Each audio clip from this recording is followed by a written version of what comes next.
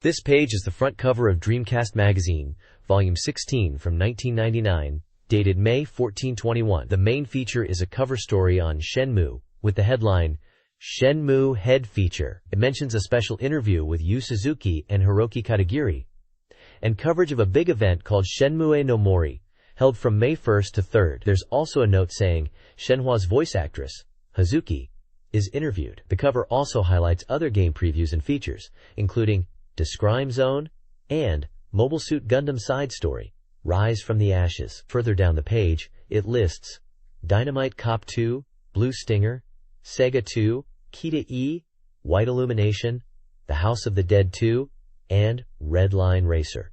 On the right side, the page advertises a 1999 Spring Hidden Techniques shopping catalog and mentions new game information for D2, D no Shokutaku 2, Space Griffin, and Shin Nihon Pro Wrestling Tukan Retsuden 4. The magazine price is 420 yen. This page is an advertisement for the Dreamcast game Sega Bass Fishing, highlighting the thrill of catching giant black bass lurking in the depths of a lake. It promotes a realistic bass fishing experience that appeals to everyone, from beginners to professional anglers, emphasizing its immersive and captivating gameplay. This page is an advertisement for the Dreamcast game Get Bass, Sega Bass Fishing. The advert highlights the realistic fishing experience of the game, stating it's super real bass fishing, and emphasizes the thrill of fishing. It showcases the game's packaging and mentions the price of the software at 5,800 yen and a bundle with a fishing controller for 9,800 yen. The advert also notes the availability of DreamPoint Bank Points with the software purchase, a reward system for Dreamcast users. This page is the contents page of the magazine, featuring a Dreamcast special report covering anticipated titles, with a primary focus on Shenmue, highlighting that there are 97 days until its release. Page 15 is dedicated to Shenmue, with 3 parts: a special discussion between Yu Suzuki and Oji Hiroi, a complete guide to the Shenmue forest appearing in Odaiba, and a thorough check of Shenfa and Ishikawa. Page 26 features a new game called Descrime Zone 2, mentioning a reader race and an interview with the president of Ecole. Page 30 covers Mobile Suit Gundam Gaiden Colony no Ochita Chide. Page 34 is about Dynamite Cop 2, known as Dynamite Deca 2 in Japan. Page 37 is Dreamcast Hot Information, with new game announcements including D2, Space Griffin, and New Japan Pro Wrestling Tukan Retsuden 4, tentative title. Pages 50 and 94 contain the Dreamcast Soft Complete Guide, offering in-depth strategy for games like Blue Stinger, Sega 2, Redline Racer, The House of the Dead 2, Marvel vs. Capcom Clash of Superheroes, and Kita E, White Illumination. Finally, page 77 is for Secret Technique Shopping 1999 Spring, a comprehensive catalog covering Dreamcast secret techniques. This page is the contents page for the magazine, listing sections for both Dreamcast and Sega Saturn.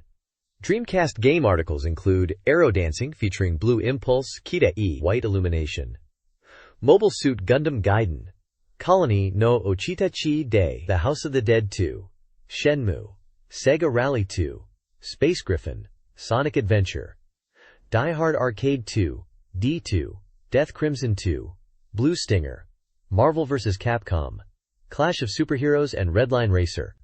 Sega Saturn sections cover Derby Stallion, Dungeons & Dragons Collection, Tokimeki Memorial Drama Series Volume 3, Tabidachi no Uta and Friends, Seishun no Kagayaki. Other regular features include news, reader submissions, anime information, and columns such as Wall of Truth and Imperial Capital Journal. There are also special features on Soul Calibur and Virtual on Oratorio Tangram, plus mentions of an arcade section featuring Metal Slug X and an advertisement for Capcom. This page announces a special event at Sega Arena Hamaotsu for the game Get Bass, Sega Bass Fishing, during Golden Week in Japan from May 1st to 5th. The event, called Laughter and Get Bass Festival, is celebrating the first anniversary of Sega Arena Hamaotsu. During the event, 20 feet Get Bass's arcade machines will be available for free play. There is also a Get Bass tournament scheduled for May 3rd and 4th. Participants at the tournament can win a special DC, Get Bass's QUO card. The first 30 people each day on May 3rd and 4th will receive this QUO card as a prize. The page mentions that Sega Arena Hamaotsu is the third largest Sega arena in Japan, and it is decorated with a festival theme, including a large 8-meter Daruma doll. The QUO card featuring Get Bass can be used at convenience stores like Lawson, Family Mart, and gas stations. This is a promotional event featured in weekly Dreamcast Magazine. Dreamcast news includes Sega's partnership with iOmega for a budget-friendly, durable external zip drive using 100 megabytes media, aiming for 1999 release and network compatibility. The promotion for Mobile Suit Gundam Side Story 0079 Rise from the Ashes offers a premium disc to players and a Dreamcast-specific Cardass Masters card. The Psychic Force Thanksgiving Day event, hosted by Taito and ZUNTATA, featured voice actor appearances and a live performance. Finally, Sega is developing a CD Extra-compatible MIL-CD engine for the Dreamcast, designed to integrate music, video, and internet content, utilizing MPEG softdeck and Java module, with GRR HomeNet as the internet provider. This page highlights a Sentimental Graffiti CD campaign, where purchasing specific CDs will get you a special postcard as a gift, in anticipation of the Dreamcast release of Sentimental Graffiti 2. It also lists the various Sentimental Graffiti CD albums and singles that are part of this promotion. There are also presents being offered to readers. 2 lucky readers can win a VHS tape called Gibui, which covers the Tokyo Game Show 99 spring event. 5 other readers have the chance to win the official Mahjong Taikai 2 Special Hyper Guidebook for the Dreamcast game Mahjong Taikai 2 Special, noting it was released on Dreamcast on March 4th, with the guidebook now available from Koei. The guide includes strategies and tips for beginners. In other news, the Postal Service is considering Mobile Suit Gundam and other subjects for their 20th Century Design Stamp series. Finally, there's an announcement for the radio show Dengeki Gakuen BUFF, which is releasing a CD and holding auditions for a new radio personality. The radio show focuses on drama CDs, comics, and OVAs, and is linked to Dengeki Bunko. They are looking for female personalities aged 18-22 and are holding a handshake event in Akihabara on May 23rd. This page is showcasing movie releases during Golden Week. It highlights 4 films. Star Trek, likely referring to Star Trek Insurrection, which features the Baku people, and stars Patrick Stewart and Brent Spiner, directed by Jonathan Frakes, releasing on May 8th. Next is Danger de Mort, a Japanese pink film directed by Fukuoka Yoshinori, starring Kaneko Ken and Okazaki Yukiko, also releasing on May 8th. Heat After Dark is an Australian debut film directed by Kitamura Ryuhei, starring Watanabe Hiromi and Suzuki Kazuma, described as a stylish suspense movie, released on May 8th as well. Finally, it mentions Shakespeare in Love, a romantic comedy starring Gwyneth Paltrow and Joseph Fiennes, directed by John Madden, winner of multiple Academy Awards, which was released on May 1st. The Dreamcast software sales chart is topped by Sega's The House of the Dead 2, a horror shooting game, with 150,401 copies sold. Sega Bass Fishing fell to second, followed by Blue Stinger in third. Marvel vs. Capcom, Clash of Superheroes held fourth. Sega Rally 2 inches jumped to fifth, while Daytona USA 2001 inches dropped to sixth.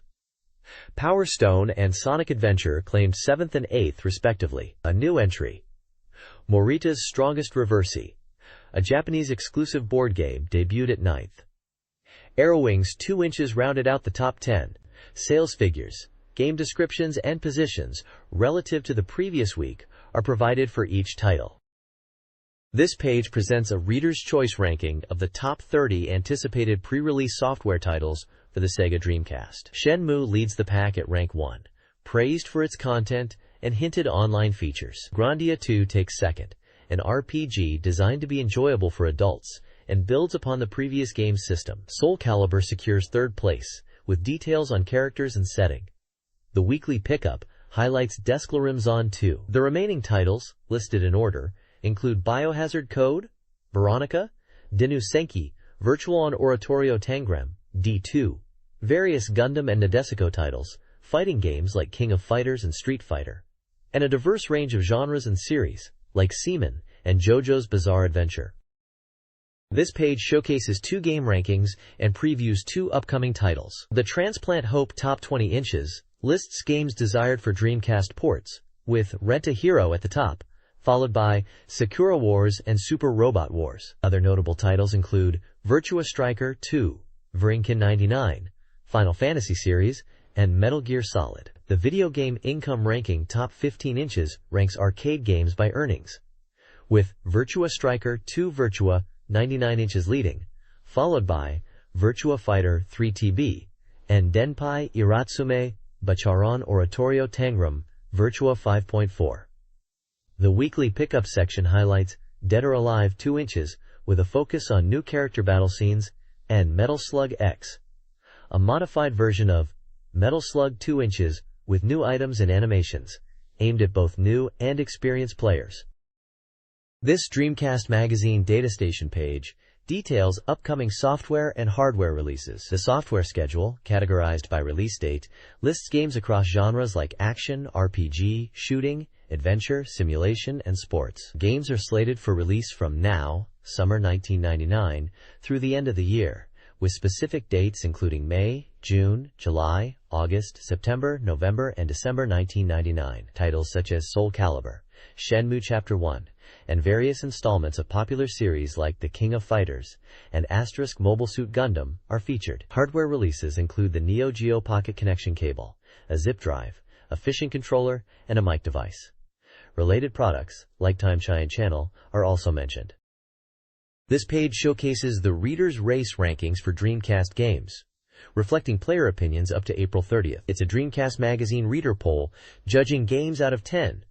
The page highlights several games. Romance of the Three Kingdoms 6 is a new entry at rank 23, described as a solid strategy game, perhaps a bit complex for newcomers, especially considering its 9,800 yen price tag. Reader comments echo this, noting it's for strategy fans but possibly daunting for beginners. Nobunaga's Ambition with Power-Up Kit, another new entry at rank 24, is praised for its engaging internal affairs gameplay, making land unification rewarding. Readers compare it favorably to the Saturn version, mentioning faster gameplay and improved graphics, and appreciate the enhanced system and scenarios, as well as internet support. Mahjong Taikai 2 Special debuts at rank 29. Reviews suggest it's a standard Mahjong title, focusing on realistic character models, but lacks innovation.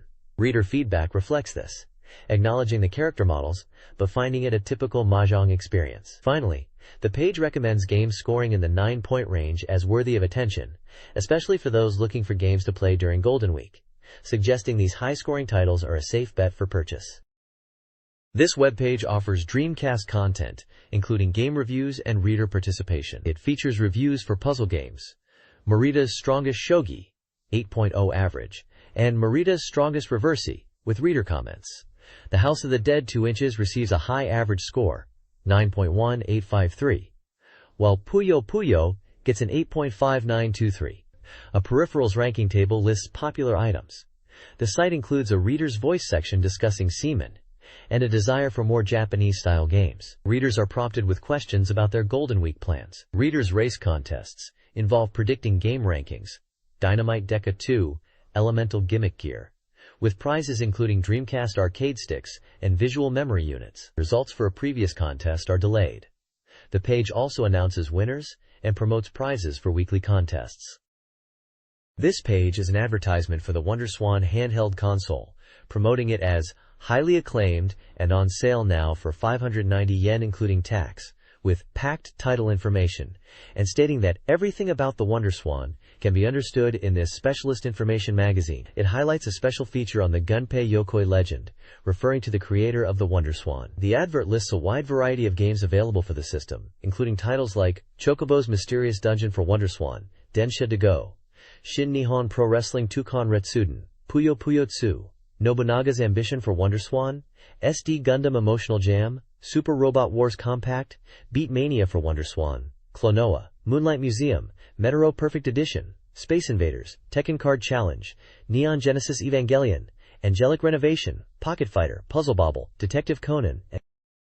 This page is a special interview feature titled Shenmue Special Feature Conversation, Exceeding the Weak Points. It features a discussion between Yu Suzuki from Sega AM2 Research and Development Department and Oji Hiroi from Red Company, who are referred to as representatives of their respective companies. The interview is focused on Shenmue, and mentions it was playable for the first time for general users at the Tokyo Game Show. The text discusses user feedback after the game show, and touches upon the anticipation and mystery surrounding Shenmue, highlighting that even now many people may still not fully understand what kind of game it is. The page emphasizes the latest information about Shenmue, mentioning that this dialogue is a must-read for fans. Screenshots of Shenmue's environments and characters are also shown alongside the interview text. This page is an interview with Hiroi Oji from Red Company, discussing the game Shenmue. Hiroi explains his role as a planner, which involves looking at the whole picture of game development, including music, visuals, and story. He mentions he is also involved in directing and producing. The interview touches upon the scale of Shenmue, describing it as having a volume 7 times larger than initially planned for Chapter 1. Hiroi emphasizes the game's depth, stating that even riding a bicycle in the game world feels vast. He compares the approach to serialized films, referencing Jirocho Sangokushi and Miyamoto Musashi, to illustrate a multi-part story released over time. The article highlights the detailed polygon count of characters in Shenmue, comparing it to Virtua Fighter 3 and other games of the time. It mentions main characters having around 5,000 polygons, while NPCs have about 1,000, and main character faces are around 10,000 polygons. A sidebar titled Huge Cast of Characters shows images of character sheets pinned to a wall, indicating the massive number of characters planned for Shenmue. The text states there are over 200 characters in just Chapter 1. The interview concludes with Hiroi mentioning the Network Jungle 2 event scheduled from May 1st to 3rd in Tokyo Big Sight, where new Shenmue footage will be shown, along with other events and merchandise related to the game. In a Shenmue special dialogue, Yu Suzuki and Hiroi Oji discuss the evolution of Shenmue. Suzuki, head of Sega AM2, addresses criticisms that the game's initial CG was too clean. He emphasizes the importance of creating real and individualistic characters with depth, moving away from generic visuals. Suzuki highlights the detailed environments and character development as key to immersion, using bar interiors as examples. The team is refining characters, visuals, and the story, incorporating professional scenario writers to ensure a realistic and engaging experience. Visual experience, he notes, is crucial to crafting a game like Shenmue, and novels do not always translate well in game scenarios. This interview explores game development philosophy, specifically in relation to the ambitious project, Shenmue. The discussion centers on the player's control and interaction as central to game design, contrasting it with film and television production, where the director has more rigid control. The interviewees stress the importance of a handcrafted approach to game creation. The text addresses the challenges of realistic dialogue and pacing, highlighting the need to balance detail with player engagement. They use Shenmue as an example, acknowledging the difficulties of full voice acting and player impatience with slow gameplay. The use of text-based communication within RPGs is also mentioned, and the developers acknowledge that speed of communication is key. A screenshot suggests a realistic visual style for Shenmue. The interview concludes by underscoring the importance of considering the game world and production environment, mentioning projects such as To the North, Want, and the pros and cons of various visual styles, such as realism versus anime-inspired CG.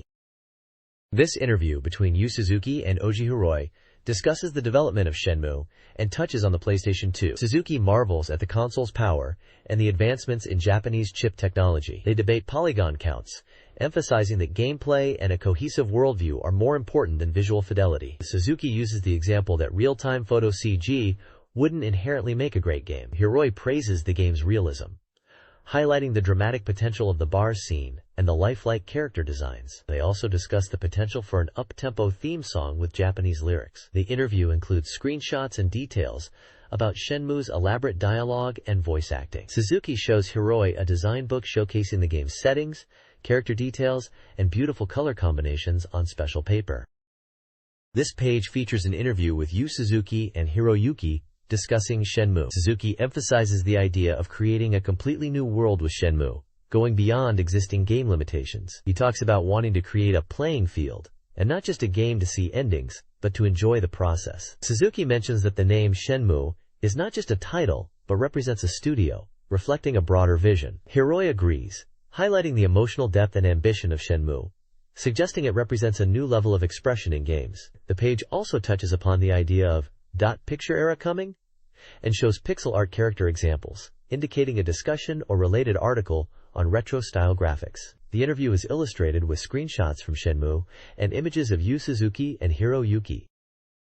Yu Suzuki and Oji Hiroi discuss Shenmue, highlighting Suzuki's philosophy of focusing on positives and individuality, rejecting the idea of judging games solely on scores. He emphasizes the importance of direct user feedback, a new approach contrasting with traditional media, and aims to lower the barrier to entry for players. They discuss the challenges of the long development process and the game's value beyond sales. Suzuki emphasizes incorporating user voices and sees FRE as a key concept, representing broad possibilities. Network communication is crucial for direct interaction and immediate feedback.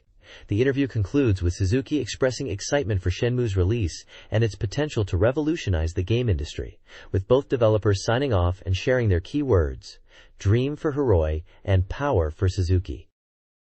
This page is all about a special Shenmue event called Shenmue Forest, taking place at Network Jungle 2 Digital Island from May 1st to May 3rd. It's a scoop announcing new playable elements at the event called Excite QTE2. The venue is set up to resemble the world of Shenmue, and there will be various attractions. On the day, you can experience Shenmue to the fullest with different zones, including free battle time attack, where you can compete to defeat enemies, a money gamble challenge zone where you can try in-game gambling, and a mini live stage featuring singers like Liang, Shenfa, and Ren, with piano performances. There will also be a voice actor talk show, with the voice actors for Ryo Hazuki, Shenfa, and Ren, and a Yu Suzuki talk show, with the creator of Shenmue himself, Yu Suzuki. Attendees can also gather together for a Shenmue gathering. It mentions the release dates for Shenmue Chapter 1 Yokosuka, which is planned for August 5th, and Shenmue Part 2, which is scheduled for winter. Both games are described as free, full, reactive, and are developed by AM2 Entertainment. Shenmue Part 2 is currently 50% complete. The event will be showcasing the latest Shenmue information, and is promising to be packed with attractions.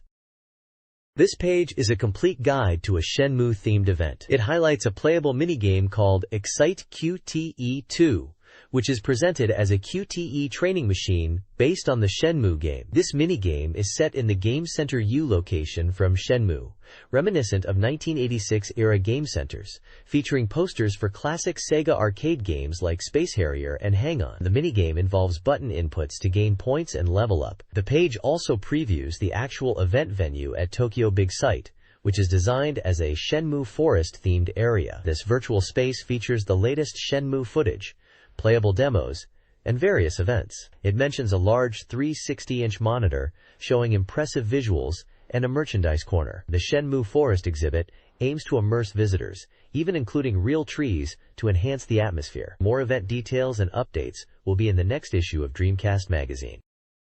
This page features a special report on Shenmue, Part 3, highlighting Shenhua and the voice actress Hazuki Ishigaki. It announces a 3-day event from May 1st to 3rd, related to Shenmue. Hazuki Ishigaki, who plays the heroine Shenhua, is featured in photos dressed as the character, and the page promotes a radio program called Anime Donburi on TBS Radio every Wednesday at 24:30, where Hazuki Ishigaki makes regular appearances and acts as an assistant.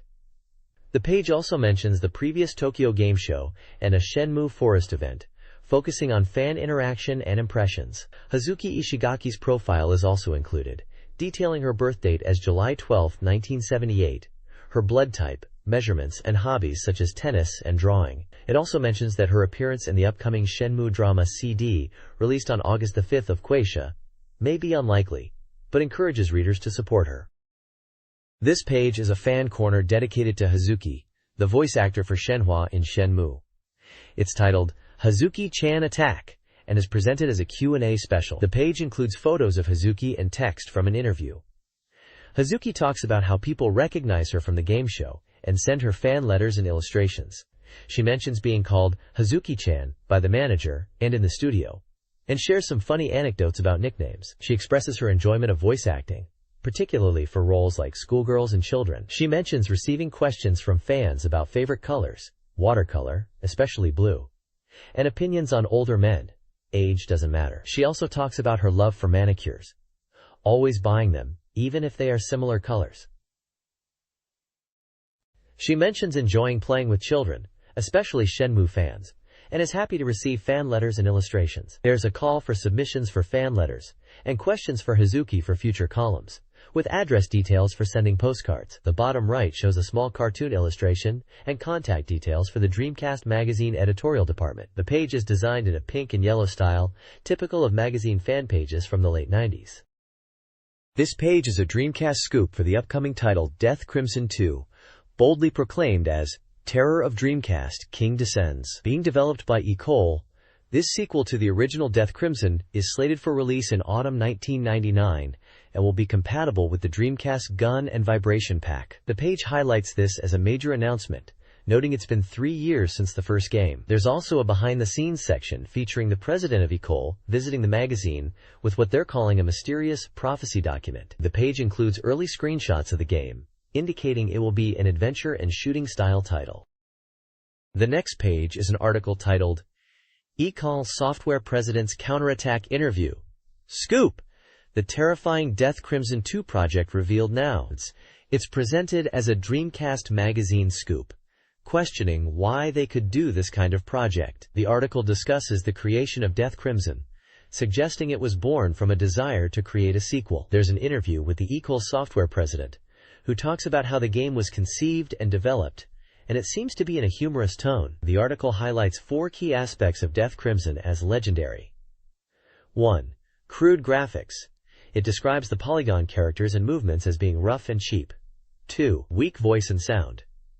It mentions the voice acting and sound effects as being uninspired and humorous. 3. Incomprehensible story. Laugh.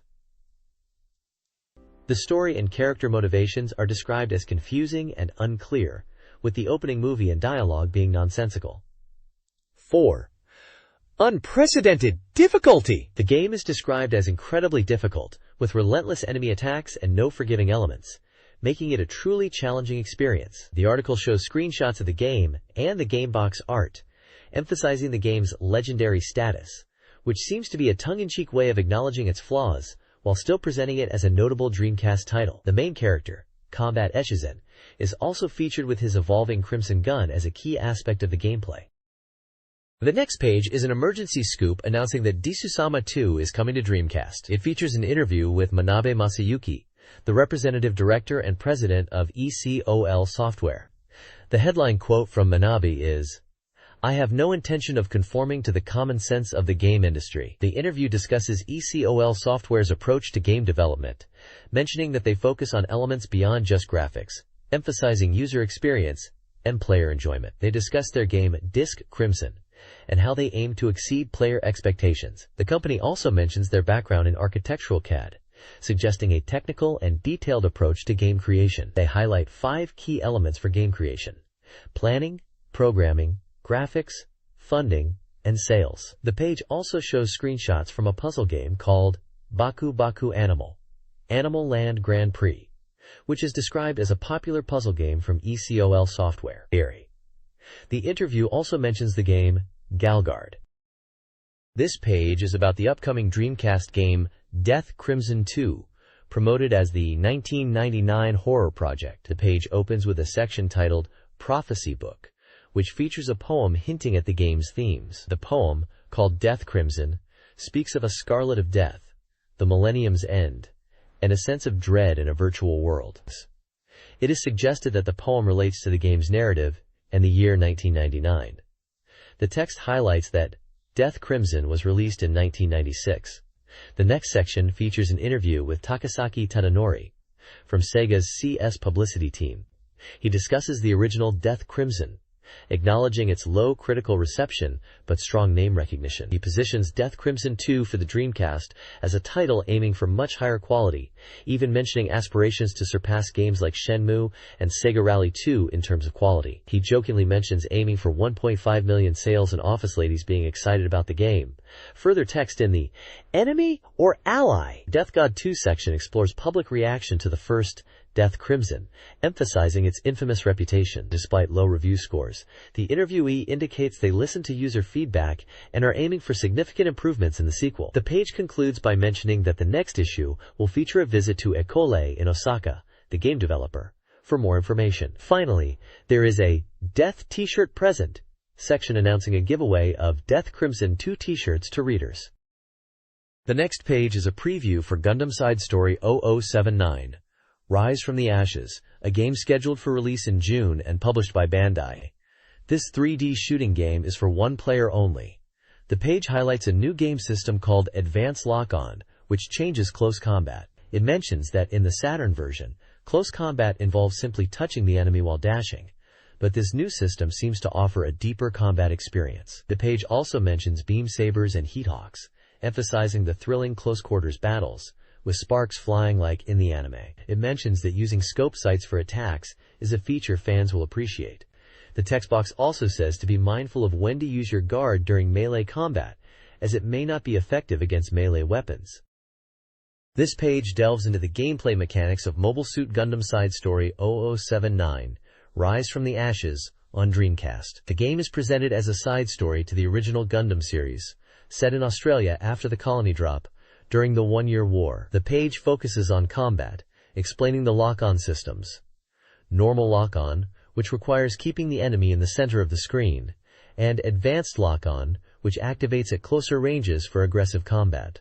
It highlights the importance of using upper and middle stance attacks in close combat, for both offense and defense, reading the enemy's moves to exploit openings. A new scope sight system is also introduced, emphasizing sniping tactics using the Y button to bring up a scope, allowing for accurate shots when the enemy is unaware, noting that movement is restricted while sniping.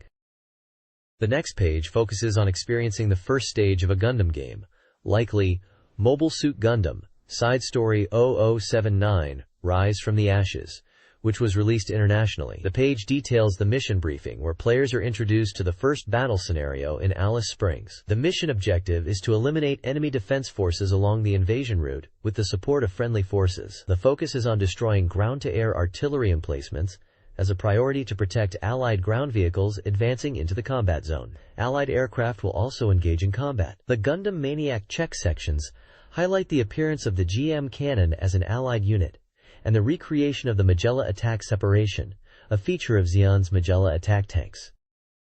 This article profiles V Gundam, the 8th Gundam television series, featuring an interview with General Director Yoshiyuki Tomino. Tomino discusses the design process, including Sid Mead's contributions, and his ambition to create an engaging series that pushes beyond his previous work. Set in 2000 AD, V Gundam depicts conflict between Earth and Moonrace descendants, with protagonist Loran, a Moonrace investigator. The article details broadcast times and mentions the Gundam convention held in Tokyo on April 4th, which showcased exhibits, gunpla, merchandise, and stage events, including previews of Mobile Suit Gundam 08 THMS Team, Miller's Report.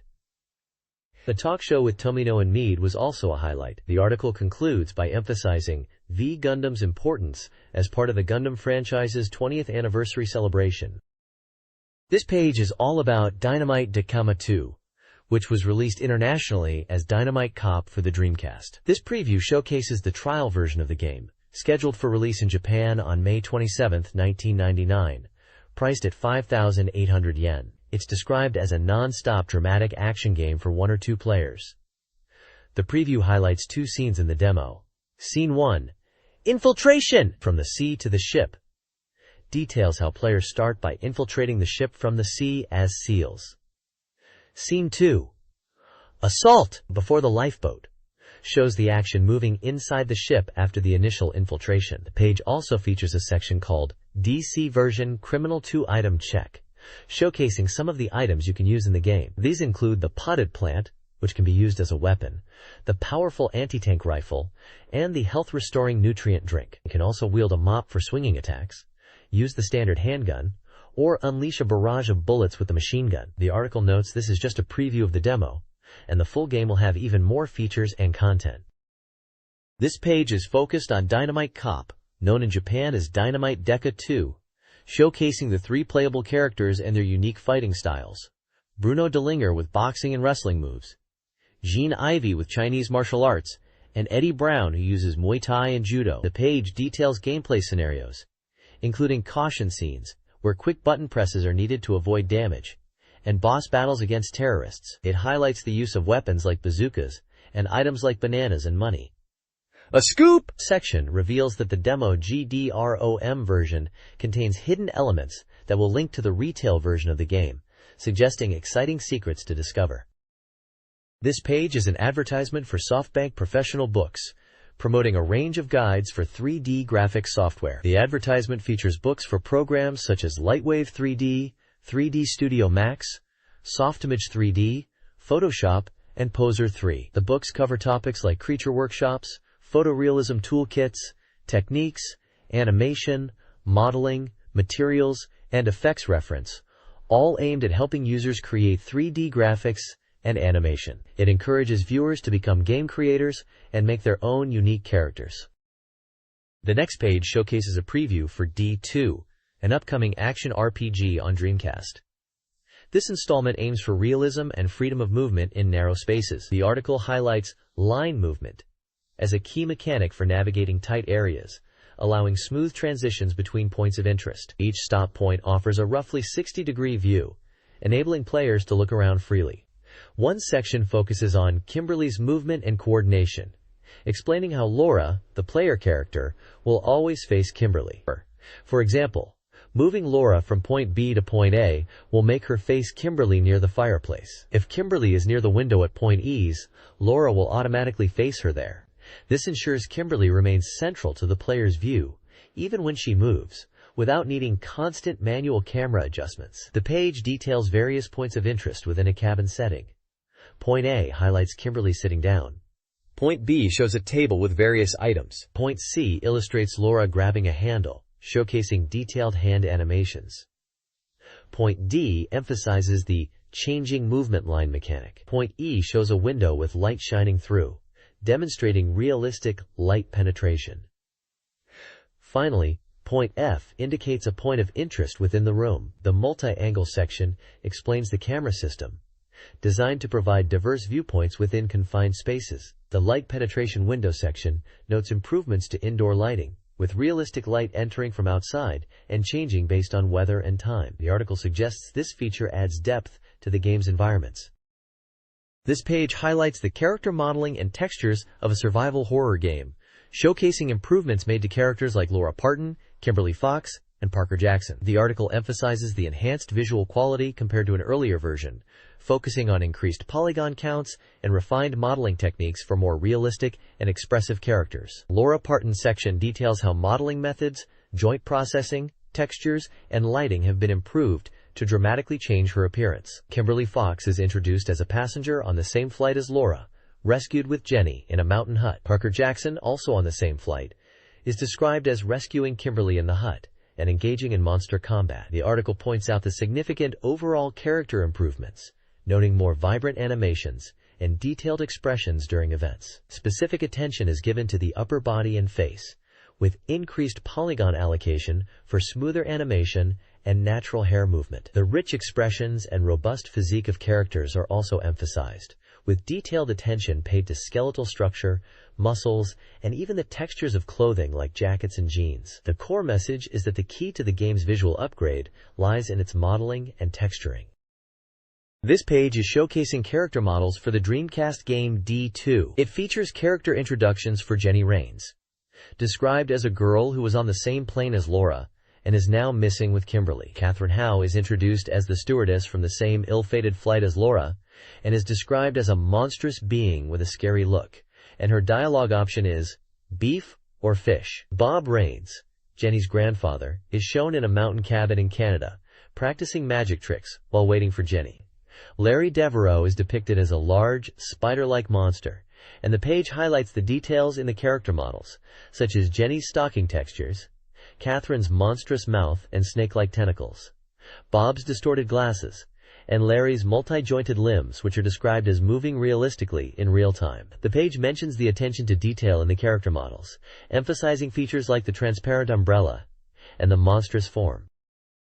The next page is a strategy guide for the Warp Snowboarders Time Attack Contest Volume 6, featuring tips from top players. The guide reveals strategies for improving time in the game. It highlights advice from players currently ranked in the top 8, such as Bunda, Seiro, and Hang, each sharing their unique approaches to the time attack mode, like course awareness, full throttle driving, and pylon handling. The common strategy points identified are the order to knock down pylons, maintaining full throttle throughout the course, and the element of luck involved in achieving a top score. The guide suggests that mastering these points, especially pylon order and full throttle driving, combined with some luck, is key to success in the time attack contest. This page focuses on providing tips and tricks for a snowmobile time attack rally game, highlighting the most challenging section involving yellow pylons. The article advises players on how to navigate the steep slopes between yellow and white pylons, suggesting approaching from the left near some withered trees and shifting body weight backwards to avoid rolling. An interview with the organizer, Ino Kenji, is featured, where he expresses his excitement for the competition and encourages players to participate, aiming for a top 30 ranking. The page also announces an extension to the time attack competition deadline, pushing it to May 7th to coincide with Golden Week. The current rankings for the competition are also displayed, showing various players and their times. The next page showcases Space Griffon, a game developed by Panther Software. It features screenshots of mecha, highlighting various units or weapon systems named Hamlet, RMAX Cleaner, Lunar Tears, Variable Formula, and Vires number 365.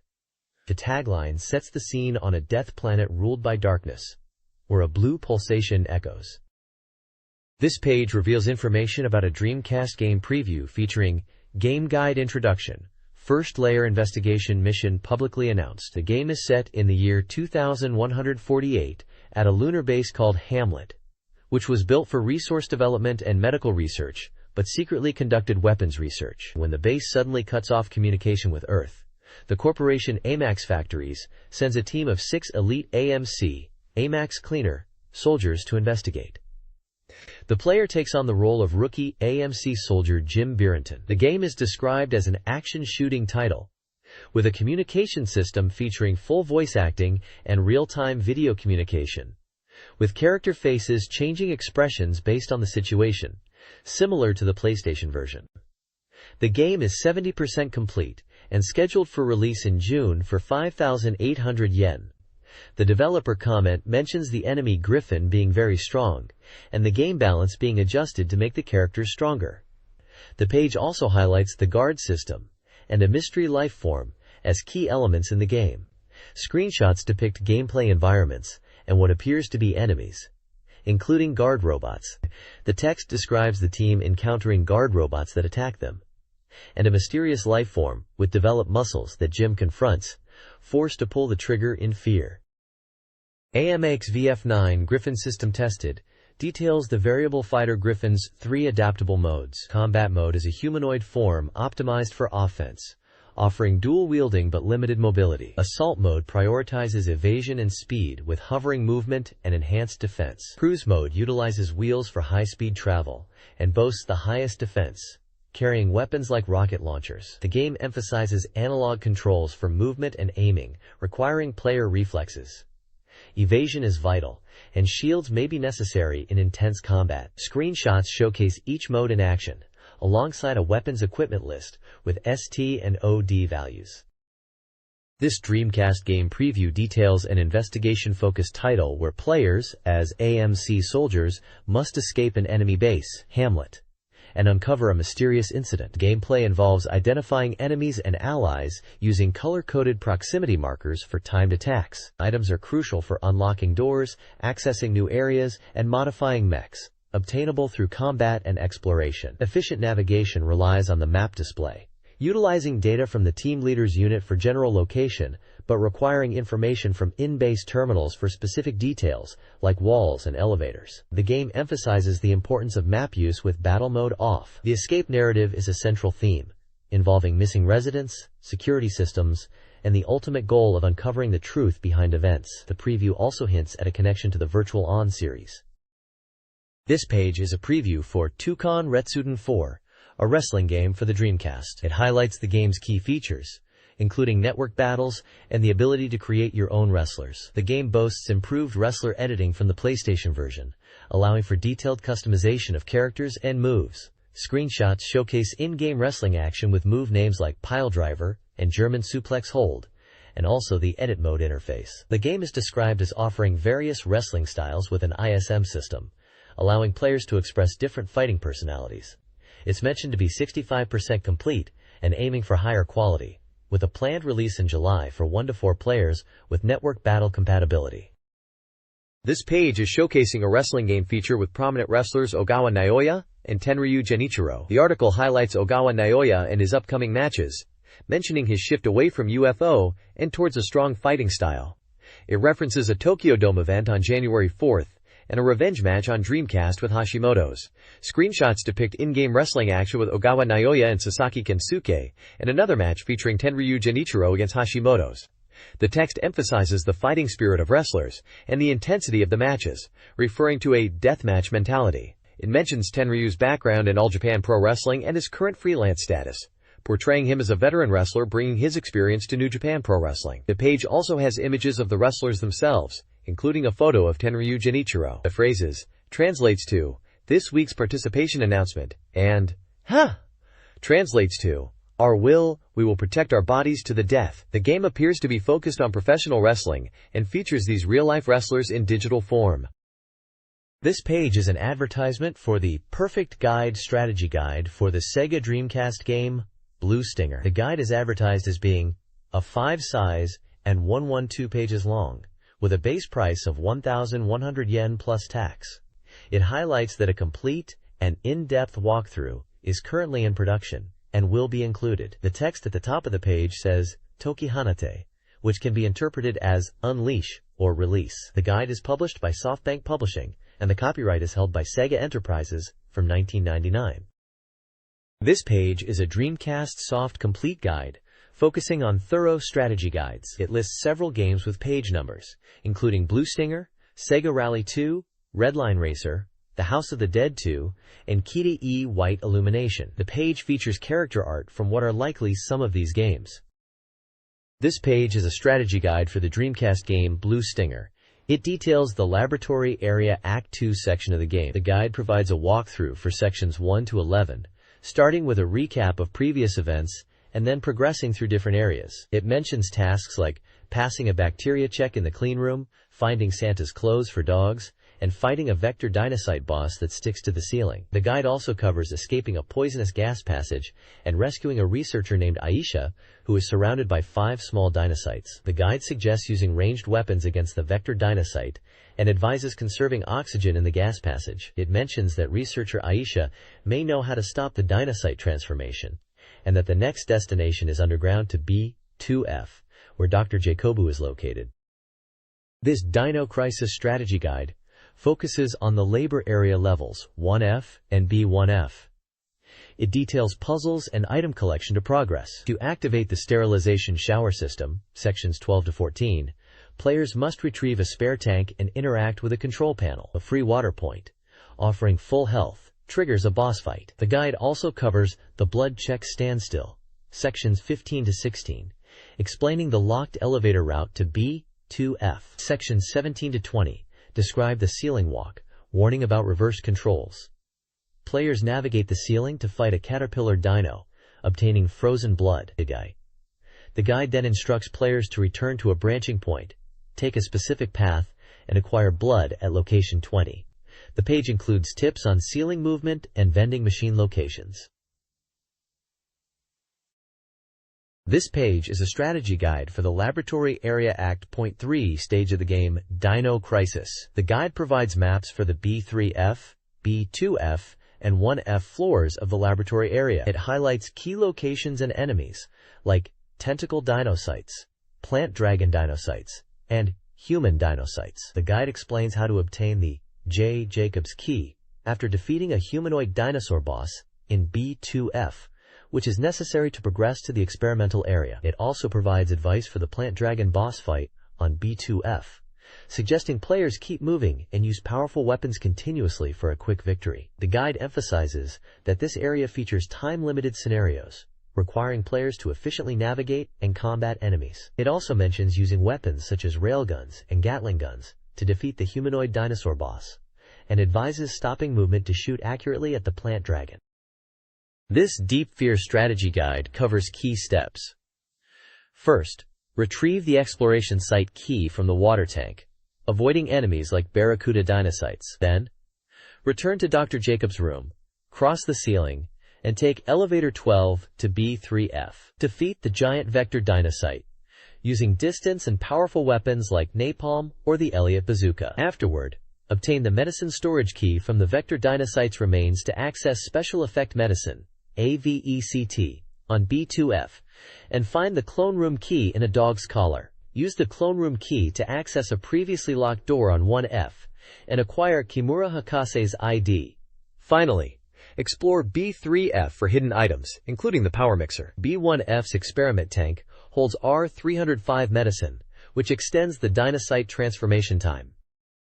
This page is dedicated to Sega Rally 2, specifically its online network features for the Dreamcast. It acts as a guide for players on how to use a keyboard to input text for in-game chat during online races. The article explains how to enter preset phrases and emoticons using combinations of Control, Shift, and caps lock keys with function keys. It mentions the use of JIS codes for inputting Japanese characters, a feature not initially obvious to players. The page also touches upon online etiquette and the issue of bad manners encountered in online lobbies, emphasizing the importance of good behavior within the community. Screenshots of the in-game chat interface are shown, alongside tables detailing the keyboard shortcuts for various phrases and emoticons.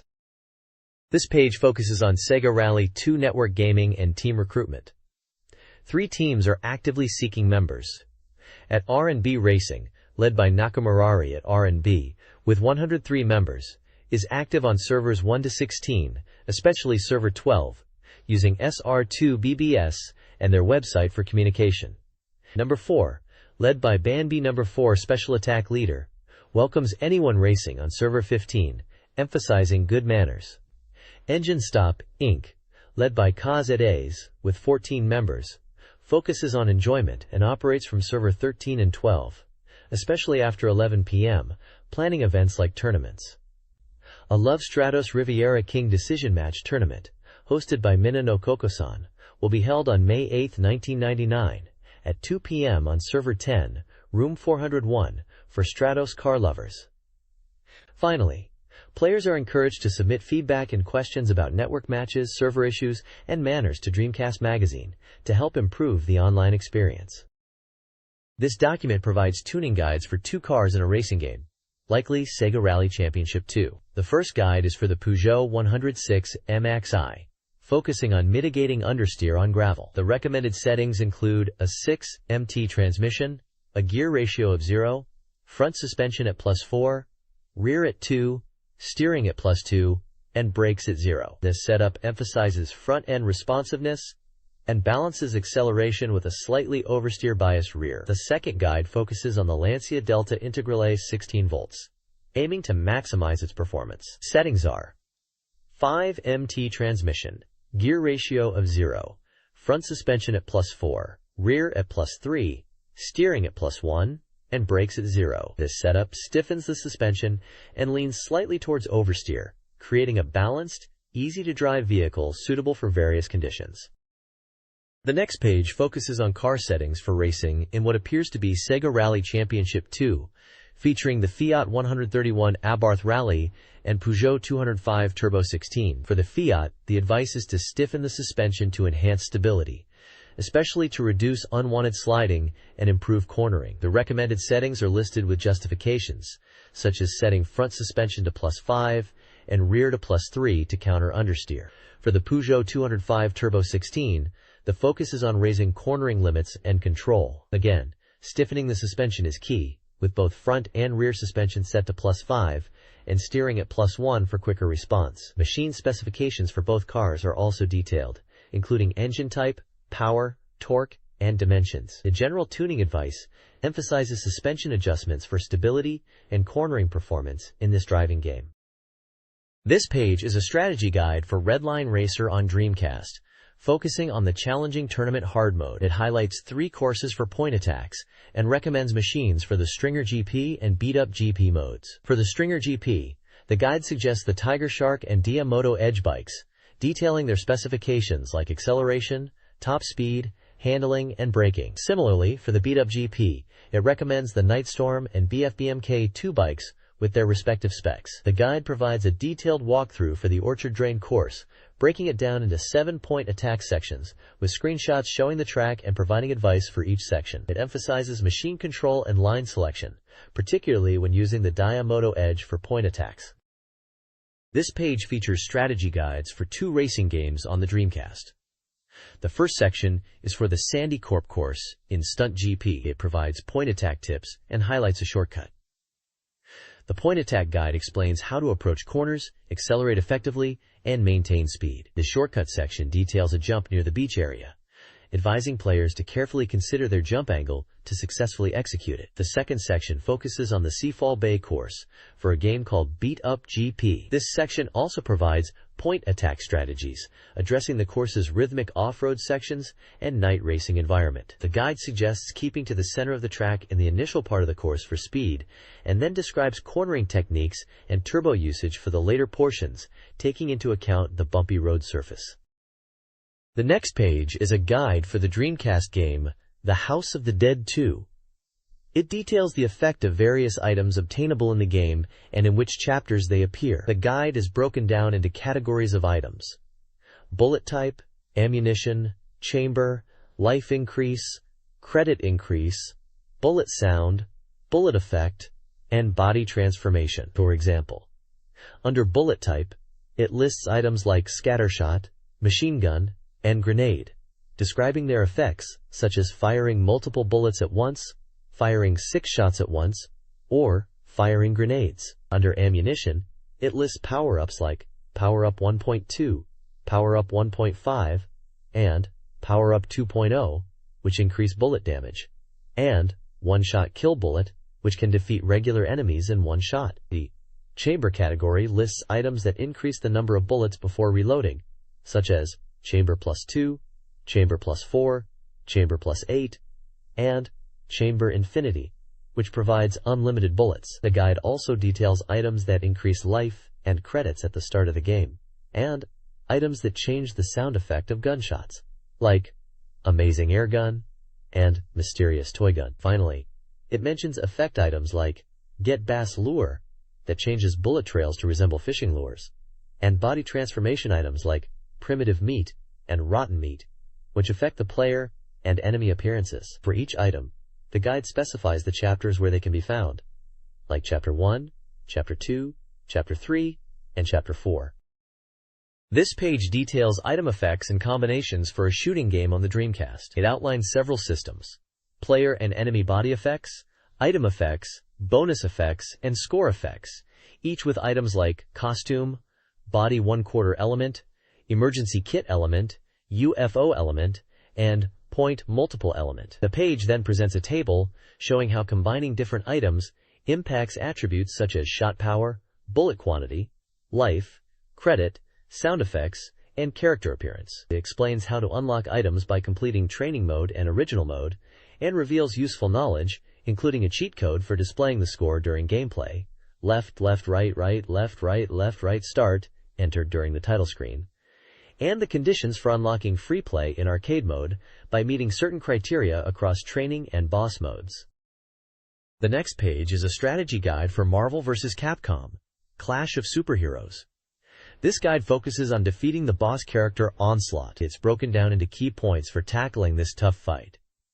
Point 1 emphasizes using guard, as Onslaught tends to rush in with attacks. Point 2 warns about Onslaught's hypergravitation attack, which can immobilize you, and suggests superjumping to avoid it. Point 3 advises using counterattacks to punish Onslaught when you get close. The guide also mentions that to see the ending, you need to defeat Onslaught with the character you wish to see the ending for. It recommends using strong characters initially, and then switching to your chosen character for the final blow. Finally, there is a table listing recommended combo attacks for various characters like Ryu, Rockman, Mega Man, Strider Hiryu, Captain Commando, Morrigan, Chun-Li, Zangief, Jin, Captain America, Spider-Man, Venom, Wolverine, Hulk, War Machine, and Gambit. The guide notes that these are just suggestions, and weaker attacks can also be incorporated into combos. The next page is a strategy guide for Marvel vs. Capcom 2, New Age of Heroes. It focuses on strategies for fighting against the character Onslaught in Clash 2.1 discusses using super jump into aerial guard to avoid Onslaught's attacks.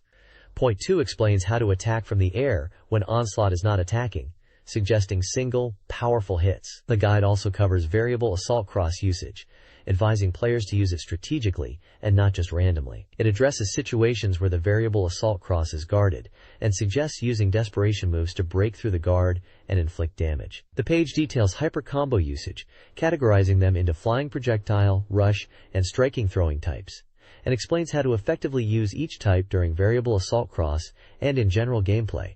Screenshots illustrate the gameplay with characters like Captain America and Wolverine in action against Onslaught.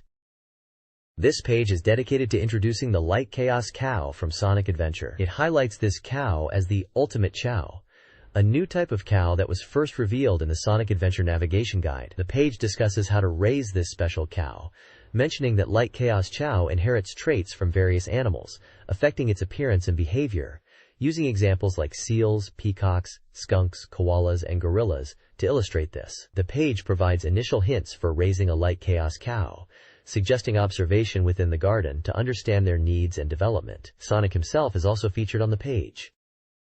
This page is all about Chow from Sonic Adventure and prize goods available at amusement centers during April and May. In April, Sonic Adventure tumblers featuring main characters are available.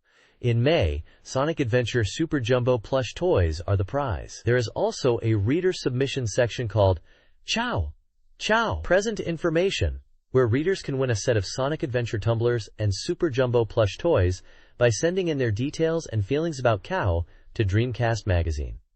Another section showcases readers' cow creations, titled Dream Magazine Readers' Cow Boasting, highlighting handmade mini Chow figures sent in by readers, with photos of these adorable creations. Finally, the page encourages readers to send in letters, illustrations, and cow-related goods to the Waiting for Letters Chow corner, providing the address for submissions to Dreamcast Magazine. GM Magazine Volume 2 is advertised for sale. The page features reader feedback, primarily in the form of postcard excerpts. Readers praise the magazine's content and layout. A 24-year-old from Osaka enjoyed the magazine's quality. A 28-year-old from Saitama found the strategy guides for Battle Skill Denrai, Armed Formation F helpful. A 19-year-old from Chiba appreciated the easy-to-read format. A 22-year-old from Tokyo found the magazine complex but enjoyable. Shorter comments from various prefectures echoed the positive sentiment, highlighting ease of understanding and enjoyable content.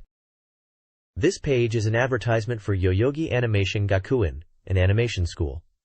It's promoting enrollment for the April term and highlights evening courses and free auditions. They list various campus locations including Tokyo, Harajuku, and Osaka, amongst others. The ad also provides contact details, including phone and fax numbers, website, and email address for inquiries.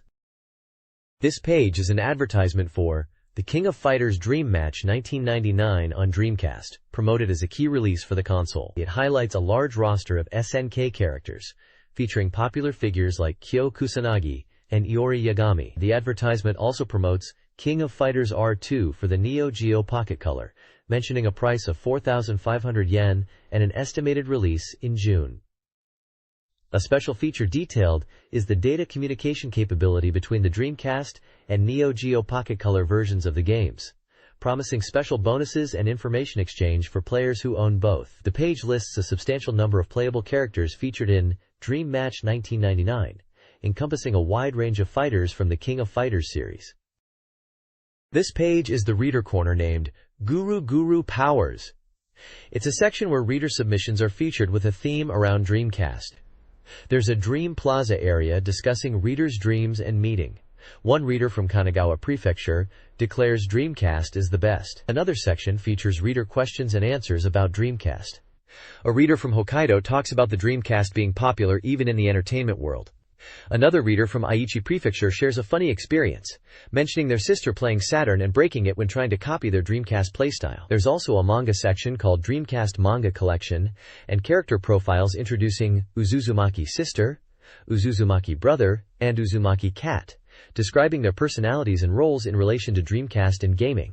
One reader mentions enjoying Street Fighter II-I, Third Strike, and another talks about breaking their Dreamcast controller's R trigger while playing Controller Pack 2. This page showcases the anticipated #1 girlfriend feature, highlighting popular female characters with reader comments. Games like Sentimental Graffiti and Mercurius Pretty Y are mentioned in this section, with reader art and opinions on characters from these titles. The page also includes the Illustration Garden section, where the current theme is Soul Calibur. Fan-submitted artwork based on Soul Calibur and Seaman games are featured, showcasing various interpretations of the theme and characters from these titles. Seaman artwork is particularly prominent, with multiple fan illustrations. This page is a reader submission section called Sisters Chit Chat. Readers have sent in funny stories and anecdotes, some related to the Dreamcast. One section features an illustration and story about a girl finding a letter in her sister's letterbox. Another section has reader comments. One about a person wondering if they will be able to find a pretty girl in a cafe, and another about people playing the game Seaman. The page also includes game-related jokes. There is a segment featuring Get Bass, Sega Bass Fishing, where someone humorously mentions catching a seaman fish with a fishing rod, playing on the name of the Dreamcast game Seaman. Another section, titled Pikachu vs. Seaman, jokingly pits the popular Pokemon character Pikachu against Seaman, suggesting that Seaman is the idol of the end of the century in a humorous way. The page announces a special feature on Seaman and asks readers what they think about it. This page is from the reader submission section, a fun part of the magazine. First up is a live-action gag based on pop music. Pretty funny stuff. Next we have a Troubled Girl Q&A, always amusing. The Dingo Brothers 3 section has illustrations that seem to reference evolution, the world of Sacred Device, and Gundam, showing readers' interpretations. Forest of Saturn People is an illustration by Otsuka Juki. Then, Mixed Up Children features a drawing of Taihoten from Meltilancer, submitted by Kandori Rukyu. Ganba R gives us a Cosmo President character illustration by Komura Kazuto. The page also gives the submission rules if you wanted to send in your own stuff, and mentions prizes that might be connected to the Tokyo Game Show, or some original magazine merchandise. This page is an advertisement for a photo book titled Sakura Wars Song Show, Tsubasa Production Photo Diary. It highlights that the second Sakura Wars Song Show was held at the Shinkobi/Kusei Nenkin Hall, and the stage performance is now available as a photo book. The page also promotes several Sakura Wars books, including the Sakura Wars 2 Original Picture and Setting Material Collection and 2 Sakura Wars OVA fan books. All these items are related to the popular Sakura Wars franchise, known for its releases on Sega Saturn and Dreamcast. This excerpt from Custom Bad features the third part of an interview with anime director Daiichi Akitaro. He reflects on his difficult period, which led him to transition from directing to production, where he could commission work from other directors and writers. He discusses his adaptation of the manga Urayasu Tekken Kazoku for the late-night program Wonderful, highlighting its energetic humor, similar to Akatsuka Fujio's Osomatsu-kun. He notes challenges in translating certain gags, like the Antonio Inoki references, to animation. The interview also reveals Daiichi's use of pseudonyms, like Nakano Line Road, and touches upon his work on Momotaro Densetsu. He also references his proximity to the Tone River, providing insights into his creative process and experiences in the anime industry. This page is an interview feature titled Ending, with anime creator Akitaro Daiichi, who discusses his career shift from anime to games and back again. He mentions feeling limited in the anime industry and briefly working in the game industry due to financial difficulties and low pay in anime at the time. He talks about returning to anime after receiving encouragement from a colleague who praised his storyboards. The page also includes a profile section on Akitaro Daiichi, noting his birth year, education in photography, and directing work on anime such as Kodomo no Omocha and Ojarumaru. There is a small advertisement for Robocon magazine, a robot information magazine. Additionally, there are images related to anime and manga, including panels featuring characters from what appears to be Kodomo no Omocha. This page is a manga comic strip titled Samsung Yoshimatsu Theater 23rd Round, and the main title declares, Sega is still the best in the world. The comic seems to be making lighthearted observations about Sega and Dreamcast-related news and events. It starts by mentioning spring, and how people's feelings are becoming anime-like. There's a panel featuring a Samsung Yoshimatsu's complaint box, which humorously talks about the messy and black cases of games, and requests for cleaner cases, possibly alluding to Kotobuki system cases. Another panel titled For King, depicts a cheering crowd and mentions a Tokyo Dome opening ceremony, which could be a reference to gaming events. There's a panel with a girl catching fish and text about Japanese islands sinking, a national beauty contest and scandal, adding social commentary. The comic touches upon music games in a panel titled Absolute Pitch Sense. A Scoop Second Report panel humorously describes press demos of Dreamcast games, emphasizing that they were actually just screen demos, even demos of screen demos. A news desk-style panel follows, with a character labeled Human National Treasure, and text that seems to be a humorous take on national internal affairs and current developments, potentially political commentary. Finally, the page ends with a "to be continued" cliffhanger, showing a puzzled girl surrounded by swirling eyes, leaving the reader wondering what's wrong or scary. The next page is an introduction to the Secret Technique shopping section, a spring 1999 catalog for Dreamcast games and products. It highlights hidden techniques and new items available. The image depicts kids enjoying Dreamcast games, suggesting the catalog will include strategy guides and information on fighting games, alongside new spring merchandise for the console. This guide reveals secrets for aero dancing featuring Blue Impulse. Players can unlock hidden aircraft, the Ilka, by achieving a challenge score in missions 1 to 7 and then completing mission 8, and the Vaji by using the Ilka to clear all missions and collect all checker targets. Entering Taskes as a name unlocks special configuration options, including HUD, cockpit view, and player assist settings. Clearing Step 20 unlocks briefing videos, and clearing Step 10 unlocks more performances. Achieving 90+ points in all Blue Impulse missions unlocks festival stages and free flight mode. Entering Radicon as a name and setting round to ON enables a radio control viewpoint during flight, controlled by the L and R buttons. Additional tips include using L and R to zoom in the watcher viewpoint and change aircraft number and smoke color during selection. This page details hidden features and characters in the Dreamcast game, Godzilla Generations. Gameplay tips reveal camera view changes and a clock secret. A Get Bass secret is mentioned, along with a 15-second time bonus in the Palace stage. Unlockable characters include Manila, First Gen or USA Godzilla playthrough, Giant Antlion, Heisei Mechagodzilla, then USA Godzilla, then Manila playthrough, First Generation Godzilla, Heisei or Mechagodzilla playthrough, and USA Godzilla, Heisei or Mechagodzilla playthrough. Manila has a unique running attack. Giant Antlion, a 3-stage I-beam. Everybody Battle Mode features defense/counter mechanics, limited uses, and a G-Gene character selection trick via directional pad input. A Kaiju list allows viewing monster actions and all Kaiju models. USA Godzilla's Great Runaway is a special move suitable for beginners. This page provides cheat codes and unlock information for several games. For Psychic Force 2012, it details how to unlock the hidden characters Warn, Keys, and Burn, and provides move lists for Warn and Keys. It also explains how to unlock hidden color palettes for Emilio in Psychic Force 2012. The House of the Dead 2 is featured with a cheat code to display the score during gameplay. Lastly, Super Speed Racing is covered, with instructions for weather selection and unlocking a top-down viewpoint. This page highlights hidden features and secrets in Sega Rally 2 and Sonic Adventure.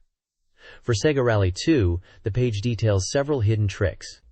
One is hand-free driving by disconnecting the controller during a race, and also mentions a rare, unidentified flying object, UFO, sighting in the Miami course. It introduces a technical mode accessible from the name entry screen, showing detailed race info, and explains how to unlock a faster super speed mode with 60 FPS frame rate and additional cars by completing the championship mode. There's also a secret command to unlock all 11 cars right from the title screen. Up, down, up, B, A, left, B, B, down. The guide shows how to customize car colors for specific models by holding the L trigger while selecting them. A tip for rocket starts involves pressing A at the exact go timing. Finally, it reveals a pylon tipping minigame in arcade mode on the Riviera course, where hitting pylons at the final corner reveals a tunnel leading to a hidden minigame. Regarding Sonic Adventure, The page mentions a cow puzzle minigame playable on the Visual Memory Unit, VMU. It also details a method for unlimited cow breeding ground in Mystic Ruins by using a pause and give up trick to repeatedly breed chaos. This document outlines hidden features and unlockables for Virtua Fighter 3 TB. Completing arcade mode unlocks various items like weapons and recovery items. Clearing arcade mode with 5, 6, and 7 characters unlocks minigames. The movie theater, art gallery, and music hall are unlocked by completing arcade mode and earning medals in minigames. Secret characters Kraken, Valgus, and Final Valgus are unlocked through specific character playthroughs. Special view modes, Virtual Battle, and Dual Battle are unlocked with Kraken and Valgus. Training mode features include using gold and silver Dural, setting any stage to Dural stage, and controlling the CPU difficulty. Other secrets include an alphabetical character select order and victory pose triggers. Finally, there is a feature to display command inputs and an Easter egg on Dural's desert stage, revealing hidden backgrounds through specific character actions and excellent victories.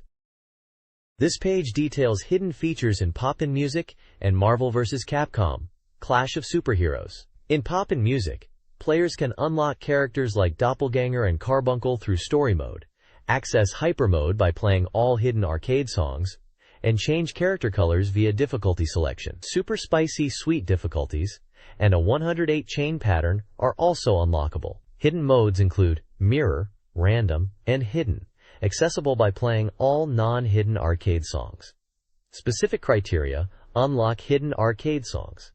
In Marvel vs. Capcom, the Hidden Character Chaos Conditions details how to unlock hidden characters in arcade mode. This page features a guide for unlocking hidden characters and special partner features in the game Marvel vs. Capcom, Clash of Superheroes. It explains how to unlock special versions of characters like MSH Performance Hulk, Lilith-style Morrigan, Hyper Armor War Machine, Roll-Chan, High-Speed Venom, and Shadow Lady. The guide details conditions to meet during gameplay to unlock these characters, such as starting from the beginning, not continuing, and having partners survive. It then provides specific button inputs and directional commands for special moves and techniques for each of these hidden characters. The page also discusses the special partner system, explaining that you can choose special partners before a match by inputting certain button combinations when the roulette appears, listing various characters and their corresponding button inputs to select them as special partners. Finally, it introduces the Onslaught mode, explaining that Onslaught appears as a hidden boss character in arcade mode, and details his 2 forms with move lists for each, including commands like punches and kicks. In Black or Recollections of Friend K Part 1, Fumio Kurokawa interviews his friend K about their gaming industry experiences. K reflects on the MSX era, noting its limited software compared to the Famicom. He discusses his time at SCE and contrasts its corporate style with 3DOs, alongside his personal life at the time. K then delves into the inflated prices of new and used games in the retail market, criticizing practices like bundling and selling games well above suggested retail price, sometimes even seeing individual games going for 70,000 yen. He uses the GSHOCK boom as an example of demand driving up prices and advocates for honest sales. The page also profiles Fumio Kurokawa, highlighting his background in music and film before his involvement with Sega AM2 and his current promotional production company. This page is an anime feature focusing on Eat Man 98 Volume 1 titled World's Best Adventurer, scheduled for release on April 25th, available on both video and DVD. The page details the staff involved in the production, including director, scriptwriter, and character designers, along with pricing information. It introduces Bolt Crank, the protagonist described as an adventurer who consumes screws, and Hard, the antagonist. The article also references a previous Eat Man video series from 1997 and discusses how the 98 version aims to recreate the world of the original manga more closely. A topics section covers the recording of the opening theme song Neo Evolution for the OVA Choujin Densetsu Dangaizer 3. Lastly, the Eat Man manga series is highlighted as being well received and having sold 200,000 copies. This page details anime releases and TV schedules from late April to early May 1999. Upcoming VHS, Laserdisc, and DVD releases include Trigun Stage 10, Generator Gall Volume 5, and Shin Getter Robo vs. Neo Getter Robo, The Last Day of the World 7 times.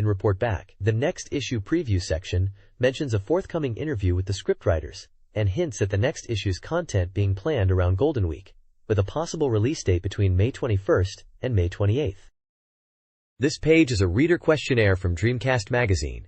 It asks readers about their demographics, magazine preferences, and interest in Sega hardware and software. Readers are asked about their gender, age, school or occupation, and which magazines they read. They are asked to rate the current issue's cover and identify interesting articles from a list in Table 1, and also rate a hardware feature in the magazine. The survey asks about past and future hardware ownership from a list of consoles and peripherals in Table 2, including Dreamcast, Visual Memory, Dreamcast Arcade Stick, Sega Saturn, Mega Drive, PCFX, and WonderSwan. Readers are asked to select Dreamcast games they are interested in purchasing from a list of titles in Table 3, including games like Idol Janshi wo Tsukuru Chao, Let's Make an Idol Jantoshi, Akihabara Denugumi Pata Pies, Undercover AD 2025 KG, Air Force Delta, and Soul Calibur. Finally, readers are asked to select Sega Saturn games they are interested in purchasing from a list in Table 4, which includes titles like With You Mitsumeta Itai, J-League Exciting Stage 5-1, Street Fighter 03, Sonic 3D Blast, Flicky's Island, and Worms. This page is an advertisement for the Gateway Profile personal computer, emphasizing its DVD playback capabilities. It highlights features like a 15-inch LCD display and comes with a bundled DVD called Gadget Trips Mindscapes. The ad also mentions a special DVD fair running from April 27th to May 31st. It lists the computer's specifications and pricing, along with contact information for sales and inquiries. This page is a guide for the Dreamcast game Kita E, White Illumination. To the north, White Illumination.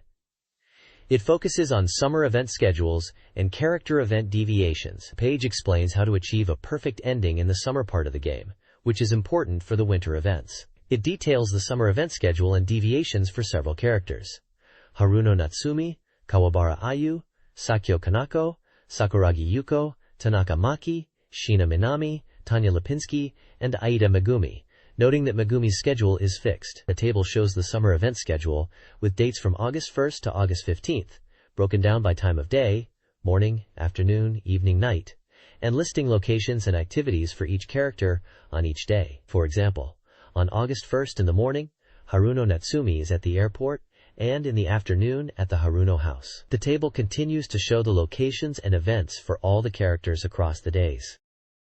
This guide details a 4-day winter dating event in a game, likely a Dreamcast dating sim. Players are encouraged to revisit summer dates in winter, with the focus on December 29th and 30th. Day 29th features Sapporo dates, including Maru Saburo, Beetlebomb, and Assam, where successful CBS conversations provide crucial information. Day 30th is dedicated to Hakodate, culminating in a climax scene at Mount Hakodate. The guide emphasizes choosing locations strategically, as not all contribute equally. Day 28th is for identifying the ideal partner, and Day 31st involves a final persuasion attempt on New Year's Eve at the TV tower. The goal is to maximize chances with a chosen girl by carefully planning dates across Sapporo and Hakodate. This page is a guide to dating locations in Sapporo for a game. It highlights 7 different spots for taking girls on dates, suggesting it's part of a dating simulation or visual novel game. The locations include Sapporo generally, suggesting different girls' reactions depending on the chosen location. Mama Saborosu, an Italian restaurant, good for dates with Yuko in both summer and winter. Beetlebomb, a bar decorated with retro posters, suitable for relaxed dates with Megumi. The Old Hokkaido Government Building, a red brick tourist spot recommended for dates with Megumi in summer and winter, focusing on historical aspects. Assam, a tea specialty shop, good for dates with Kotoko in summer, and it's mentioned they also serve curry. The Clock Tower, a tourist spot near Sapporo Station, where conversations change depending on the girl you are with. Tsukino Building, an amusement center with games and karaoke, perfect for dates with Megumi and Yuko in summer. Game Center, a place to play UFO catchers and increase affection with your date. Finally, Sapporo SPA Land, featuring pools and saunas, where you can experience a swimsuit event in summer with yayoi. The page focuses on winter Sapporo as a special feature for dates in the game. This page is focused on the adventure game, You Know, A Girl Who Chants Love at the Bound of This World, showcasing the Hakodate locations featured within the game. The page highlights various spots such as Motomachi, known for churches and temples, the Bay Area with historical buildings and restaurants, the Asaichi, morning market, a bustling and lively market, Goryokaku, a star-shaped fortress with a tower, Hakodate Onsen, hot springs, in Hotel Hokanue, offering sea views, and finally, Mount Hakodate, important for the game's ending. The guide emphasizes how the locations and events within the game change, depending on the character the player interacts with, pointing out fine differences in locations based on character relationships, and suggesting players explore different areas. It mentions that the final destination is always Mount Hakodate for the ending, implying a romantic confession scene. The page provides a winter Hakodate map and screenshots from the game illustrating these locations and characters. This page focuses on the Dreamcast game Spring Comes Haruno Syuri, a Japanese-only release. The page provides dating tips and location suggestions within the game, specifically in Sapporo. It suggests date courses, including locations like Mama Sabroso, Beetlebalm, Tea Shop Assam, and Sapporo SPA Land. These are presented as recommended date spots for progressing through the game. The page also details intermission events, describing scenarios like being pulled by a car and an event where Syuri expresses her feelings. Another section discusses how to change Syuri's way of calling the player character Oni-chan, older brother. It suggests that as the relationship progresses beyond a sibling-like dynamic, it's best to convey the wish for Syuri to call you by name. Finally, the page gives advice about a date at Sapporo SPA Land, highlighting the indoor and outdoor pools and the importance of going to see the airplane in the sky, which can increase affection levels. It also notes Syuri's dislike of saunas, advising players to leave quickly. This page is a dating strategy guide within a game context, focusing on locations in Hakodate, Japan, to improve your relationship with the character Suzunari. It suggests date courses in areas like Goryokaku, Motomachi, and the morning market. The guide gives advice on raising Suzunari's love level during winter dates, prioritizing locations that increase affection. Key sections include interview mission, which might be a scenario on a train, morning market, focusing on culinary experiences to stimulate Suzunari, Hakodate Mountain, where beautiful scenery sets the stage for deeper conversation, and topics like CBS and bath, which are presented as scenarios or conversation themes. The page provides tips on choosing the right responses and actions to maximize Suzunari's affection during these dates in Hakodate. This dating guide for IU in a dating sim game focuses on successful date locations and interactions. In Sapporo, recommended spots include the Sapporo Beer Garden, Maruyama Zoo, Assam Cafe, Sapporo SPA Land, and the Sapporo Clock Tower, with the clock tower being particularly impactful. Hakodate dates are best at Goryokaku, the morning market, and the Bay Area/Motomachi district, including Goryokaku Tower. The guide stresses understanding IU's complex personality, even in seemingly simple situations like a spa visit. During dates, players are advised to be responsive and agreeable, especially in winter. Furthermore, the guide highlights the importance of supporting IU when she criticizes critics. Agreeing with her viewpoints and showing empathy can strengthen the relationship, with such conversations potentially taking place in specific Hakodate locations and indicating her need for emotional support. This page is all about the game Kita-e, to the north. It has a section encouraging fans to send messages to the voice actresses Sayako Chiba and Kai Hirohashi, who perform the voices of the main characters in Kita-e. The page announces the upcoming release of Kita-e trading cards on May 21st. These trading cards are being officially launched and will be available nationwide in packs of 7 cards for 400 yen. A full box purchase guarantees a special processed card. There are 179 types of cards in total, including puzzle cards, character cards, parallel cards, and present cards. There is a contest section titled, "Where is the northern spot that remained in your heart?" Fans are asked to send in postcards detailing their favorite spot in Kita-e, why it's memorable, and the situation. One winner will receive a script signed by the voice actors. Scripts are signed by each character's voice actor, with 1 for Sayako, 2 for Kai, and 1 for the performer, with signed messages. The deadline for submissions is May 14th. Finally, the results of the Love Message Contest and Fashion Illustration Contest are announced, with the results to be revealed in June. The page also provides an address for sending fan mail to the Susuran Friend Association, related to Kita-e. This page announces an arrow dancing contest for the game Arrow Dancing, featuring Blue Impulse, which is already available since March 4th. The contest is organized by CRI and Dreamcast Magazine, seeking the most beautiful aerial dance within the game. There are 2 categories to enter: free flight and multiplayer. The prizes are quite generous, with a grand prize of 100,000 yen, an excellence award of 50,000 yen, and other prizes like a special MA1 jacket and cap, and QUO cards given out via lottery. To enter, players need to upload replay data via the internet using the Dreamcast. The page provides detailed steps on how to prepare and upload the replay data using the Dreamcast's built-in browser, requiring a VM with at least 168 blocks of free space. The game supports acroflight simulation, rumble packs, ASC2 mission stick, VGA, and up to 4 players. The website for the competition is also listed.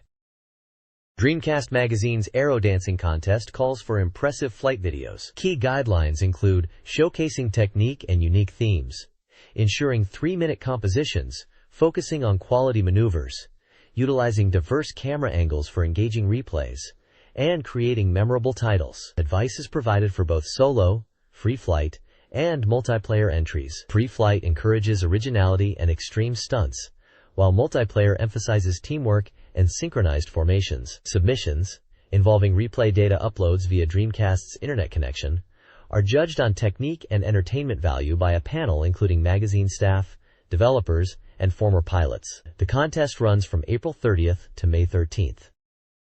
This page is a Soul Calibur special feature, focusing on the story and characters of the game, specifically delving into the Evil Seed and its origins from the cursed sword Soul Edge. It's a side story section called Evilispume, which discusses the background lore, revealing that the Evil Seed originated from Soul Edge and caused chaos in the world. The page introduces characters involved in this narrative, primarily Kilik, who is described as a young man abandoned by his parents and raised in the Shinkyo Zanrin Shoji Temple, learning martial arts and becoming a successor. Xianghua is also mentioned as a sister-like figure to Kilik. A relationship diagram illustrates connections between characters like Edgemaster, Han Donghui, Kilik, Xianghua, and concepts like the Evil Seed, the 3 Treasures, and the Shinkyo Zanrin Shoji Temple, outlining their roles and relationships within the Soul Calibur story. The diagram highlights Kilik as a successor who inherits the Metsufuken, Suppression Arts Rod, and Xianghua inheriting the Makenkyo, Evil Sword Mirror, both related to the 3 Treasures. The page is setting the stage for the game's narrative and character relationships. This page is a preview for Soul Calibur on Dreamcast. It's Volume 2 of Dreamcast Magazine and highlights Soul Calibur as an upcoming summer release. Described as a 3D weapons-based action game, the article focuses on the 3 sacred treasures within the game's lore: the Mirror of the End, the Extinguishing Rod, and the Guardian Sword. It explains their relationships and purpose. The Mirror of the End is described as an artifact passed down by Xiang Lian, used for balance and to negate power imbalances, which is why it protected Kilik from complete evilification. The Extinguishing Rod is said to be carved from sacred wood and forged, changing its attributes depending on the wielder's heart. A good heart can draw out holy power, while an evil heart can corrupt it. This evil influence seems to be related to Evil Seed, hinting at a darker narrative element. The Guardian Sword is of unknown origin and sealed in a temple.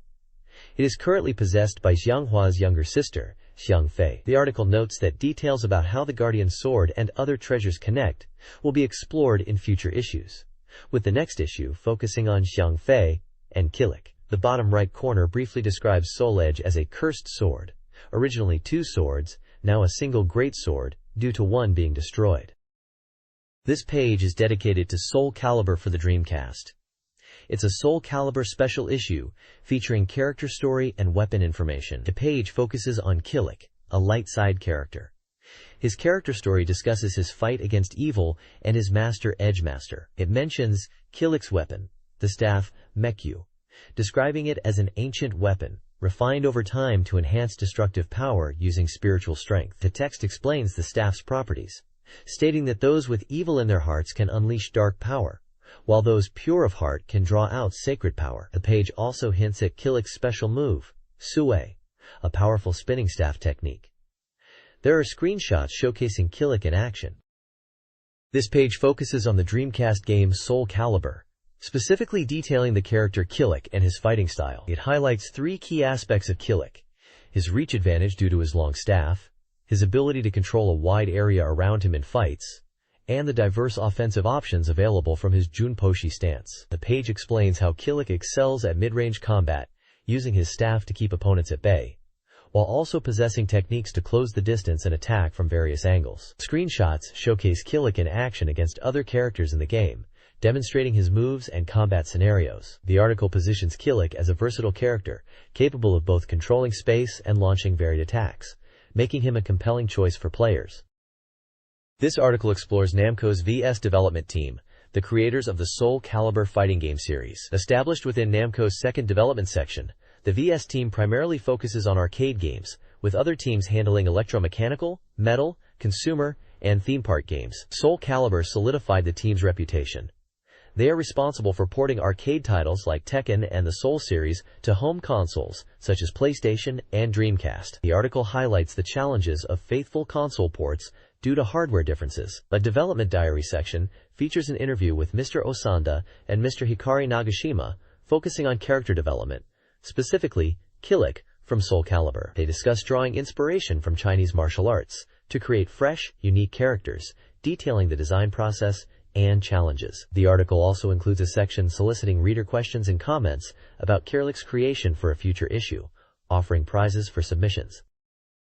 This page features an article from Sunrise Robot of CG World Volume 12, focusing on the Armored Trooper Votom series, specifically the BATM-03 Fatty. The article describes the Fatty as an armored trooper, AT, developed by the Ballarat forces to counter the Gilgamesh military. It notes that in terms of performance, it is slightly inferior to Gilgamesh-made ATs. The page includes a director's note, stating that the Fatty was finally introduced, and mentions the line from the episode, Quarrel Blues. It also mentions that the robot is designed to be capable of assuming a landing pose, incorporating gimmicks to achieve this. The explanation section describes the Fatty as a pounce mech, a typical enemy robot. It mentions the protagonist Chiriko fought against Gilgamesh forces, and highlights the Ballarat Army's development of the Fatty. The Ballarat General Soldiers section explains that Fatty pilots are general soldiers, and that the helmet and two tubes extending to the mouth are distinctive features. The data section provides specifications for the Armored Trooper Votom's Fatty, listing its official name, overall height as 4,020 millimeters, weight as 9,812 kilograms, weapons including the hard-bred gun and catapult thruster, and mentions that it is piloted by Ballarat AT pilots. The remarks section states that the armor is 616 millimeters thick, its running speed is approximately 40 kilometers per hour, and it is armed for attack and work purposes, with two types available. This page is a preview for Cybertrooper's Virtual On Oratorio Tangram, highlighting it as the Oratan debut on Dreamcast. It features a dialogue between Ron and a professor discussing the game. The article is titled, "The Second Phase of Battle is Approaching," and starts with Ron excited about playing Virtual On again, specifically the new Oratorio Tangram. The professor explains that this new installment is a Virtual Ion rebooted for Dreamcast, emphasizing smooth movement and intuitive controls, advising players to use light touches and avoid forceful lever movements, comparing it to handling glass. The dialogue covers gameplay aspects, including smooth movement achieved by relaxing shoulder muscles, and using quick flicks of the lever for left, right, up, and down directions. They also mention the importance of force reduction in input, cautioning against excessive force and jerky lever movements. Ron is enthusiastic about the improved controls, and feels like he's getting the hang of it, even expressing that the game is very quiet during play, implying focus and immersion. The professor jokingly suggests applying tape to Ron's mouth for further training due to his excitement. The This Week's Menu section lists topics covered in the article: Oratorio Tangram debut, a renewed machine introduction section, and information on Doldre and Raiden. The page promotes Oratorio Tangram as a must-play title for Dreamcast, encouraging players to experience the evolved Virtual On the new console.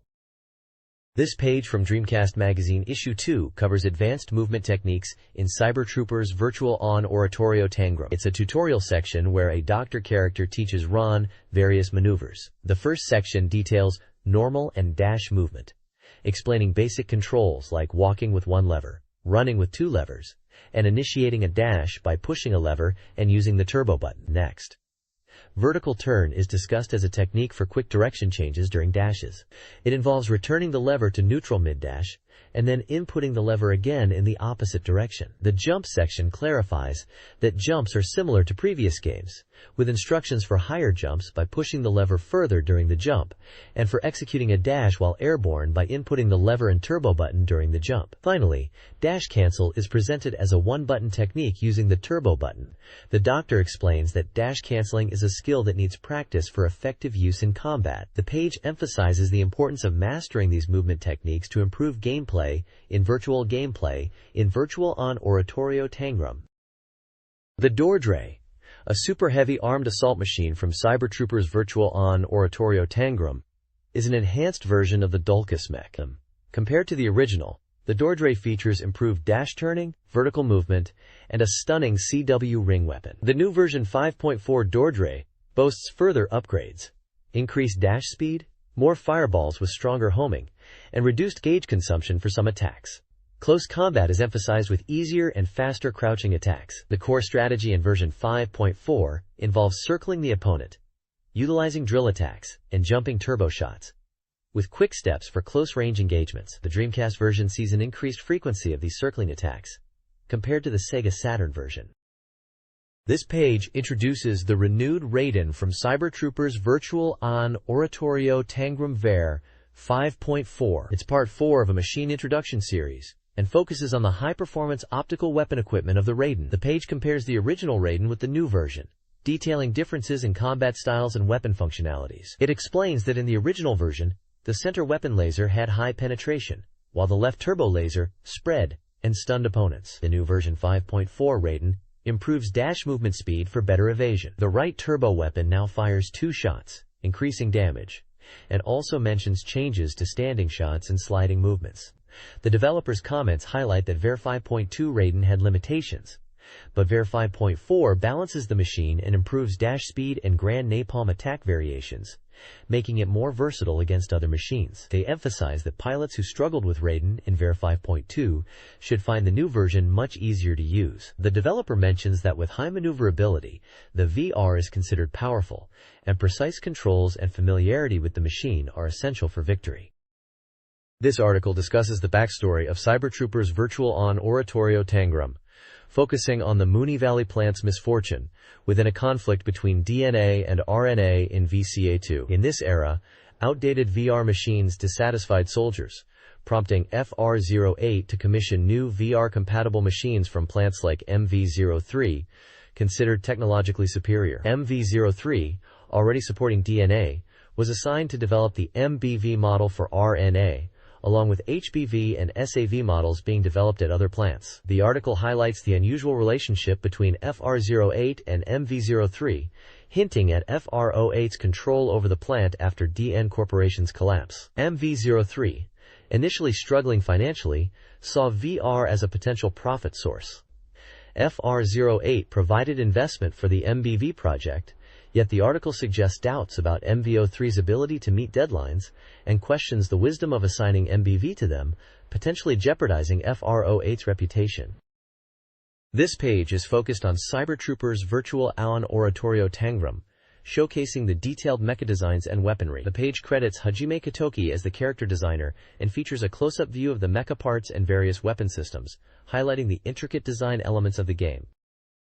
The article details the development of virtual roids in Virtual on Oratorio Tangram, focusing on DNA's and RNA's approaches. DNA initially planned for the SAV-07 build goal, then pivoted to the MV-03 based on the HBV-10 Dulcas, due to its solid performance and potential for development efficiency. Although the HBV-502 Raiden, developed by DD-05, proved superior, its maintenance needs prompted the search for more manageable units.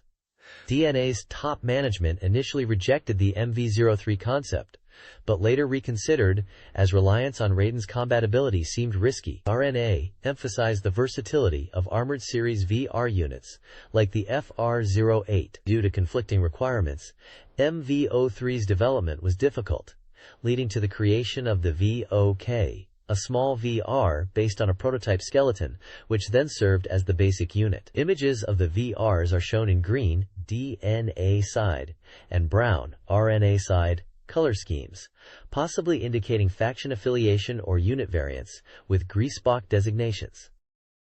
This page is about the Cybertroopers Virtual On Oratorio Tangram game, focusing on the SAV-326-DGRYSVOK, Gryphus Bach VR, a support attack unit. The text details its development history as a successor to the Dolkas VR from the third plant, and influenced by FR08. It mentions the adoption of the Bach series concept and its role in the second-generation VR evolution. The Gryphus Bach is described as a highly reliable machine with strong firepower, mass-produced due to its high evaluation. The unit's design emphasizes skeletal system concept, aiming for versatility with various armaments. The text notes that the SAV-326 Gryphus Bach became the foundation of the Bach series VR group, leading to commercial success and influencing the development of MV03.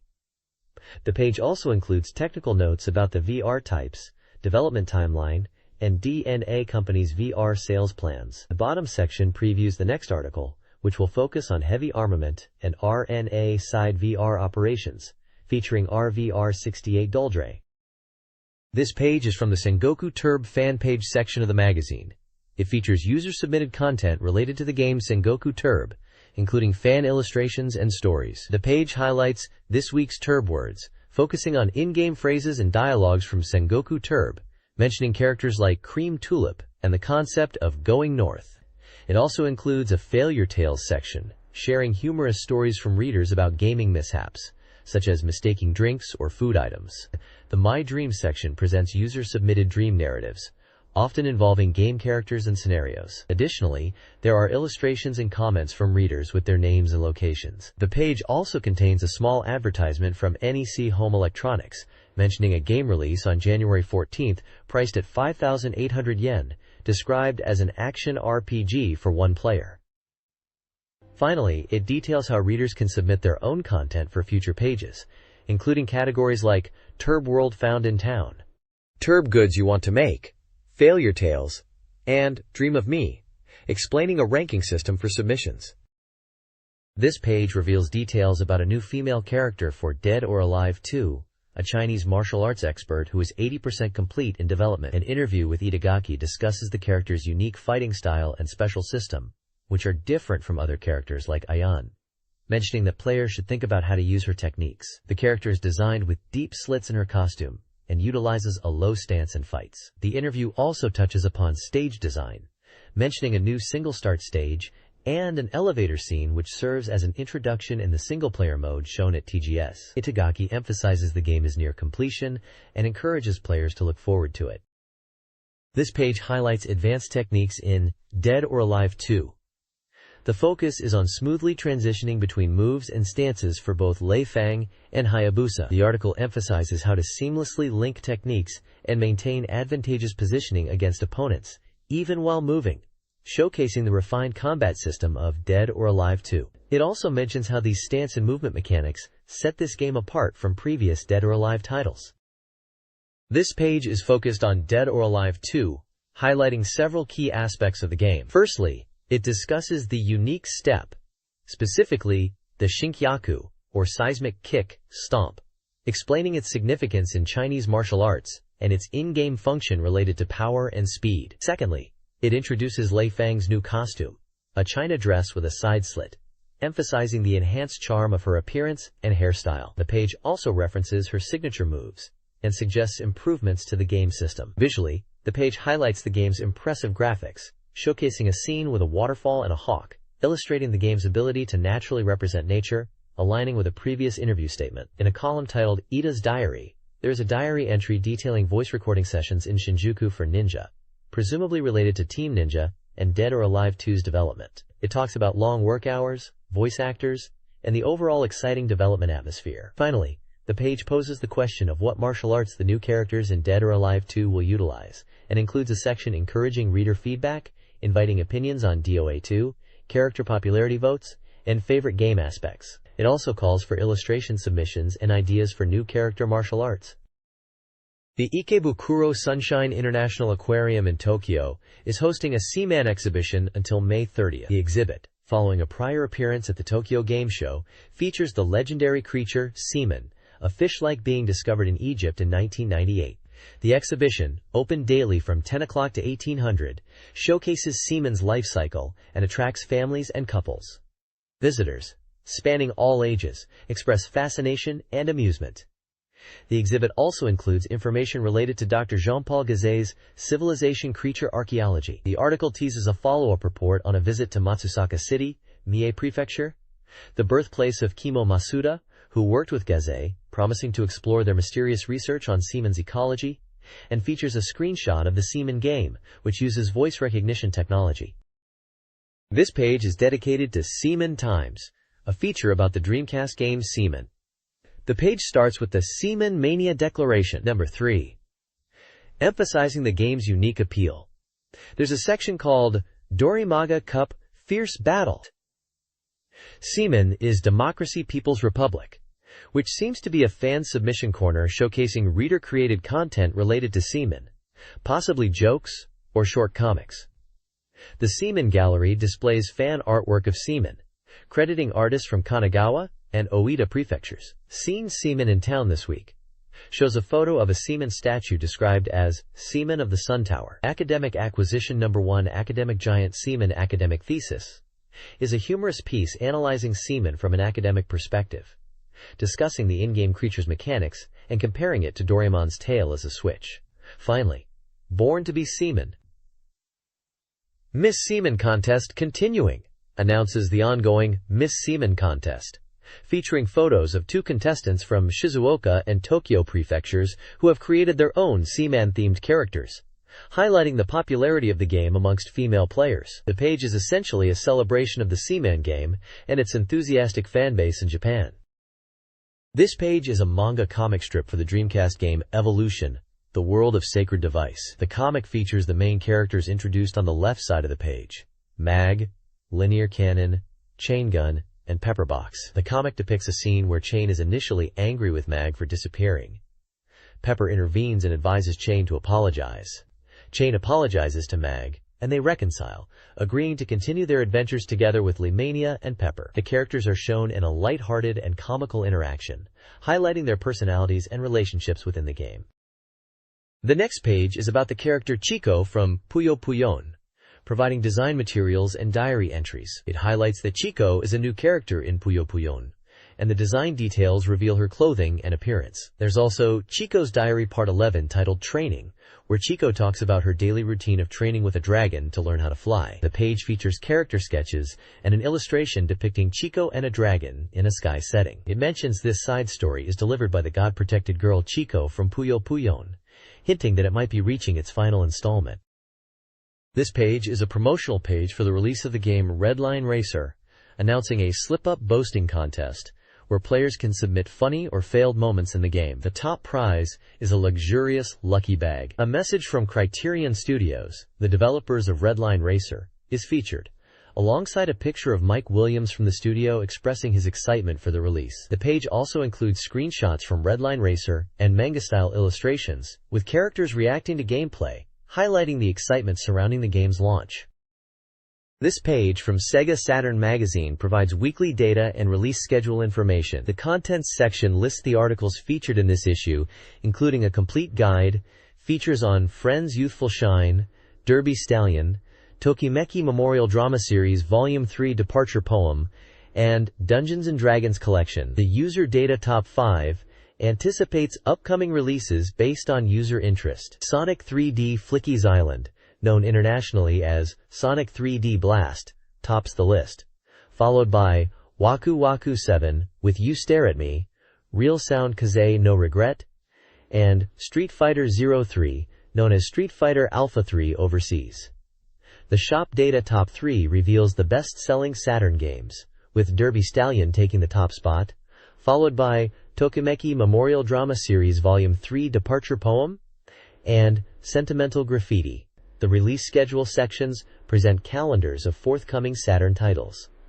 One schedule includes Pro Mahjong Gokui Ki with You Stare at Me, Monster Maker Holly Gazer, and Street Fighter 03 in standard and RAM pack versions. The other schedule lists Sonic 3D Flicky's Island, Real Sound 2 Kaze no Regret, J-League Excite Stage 97, Ver.1, Waku Waku 7, and Requiem.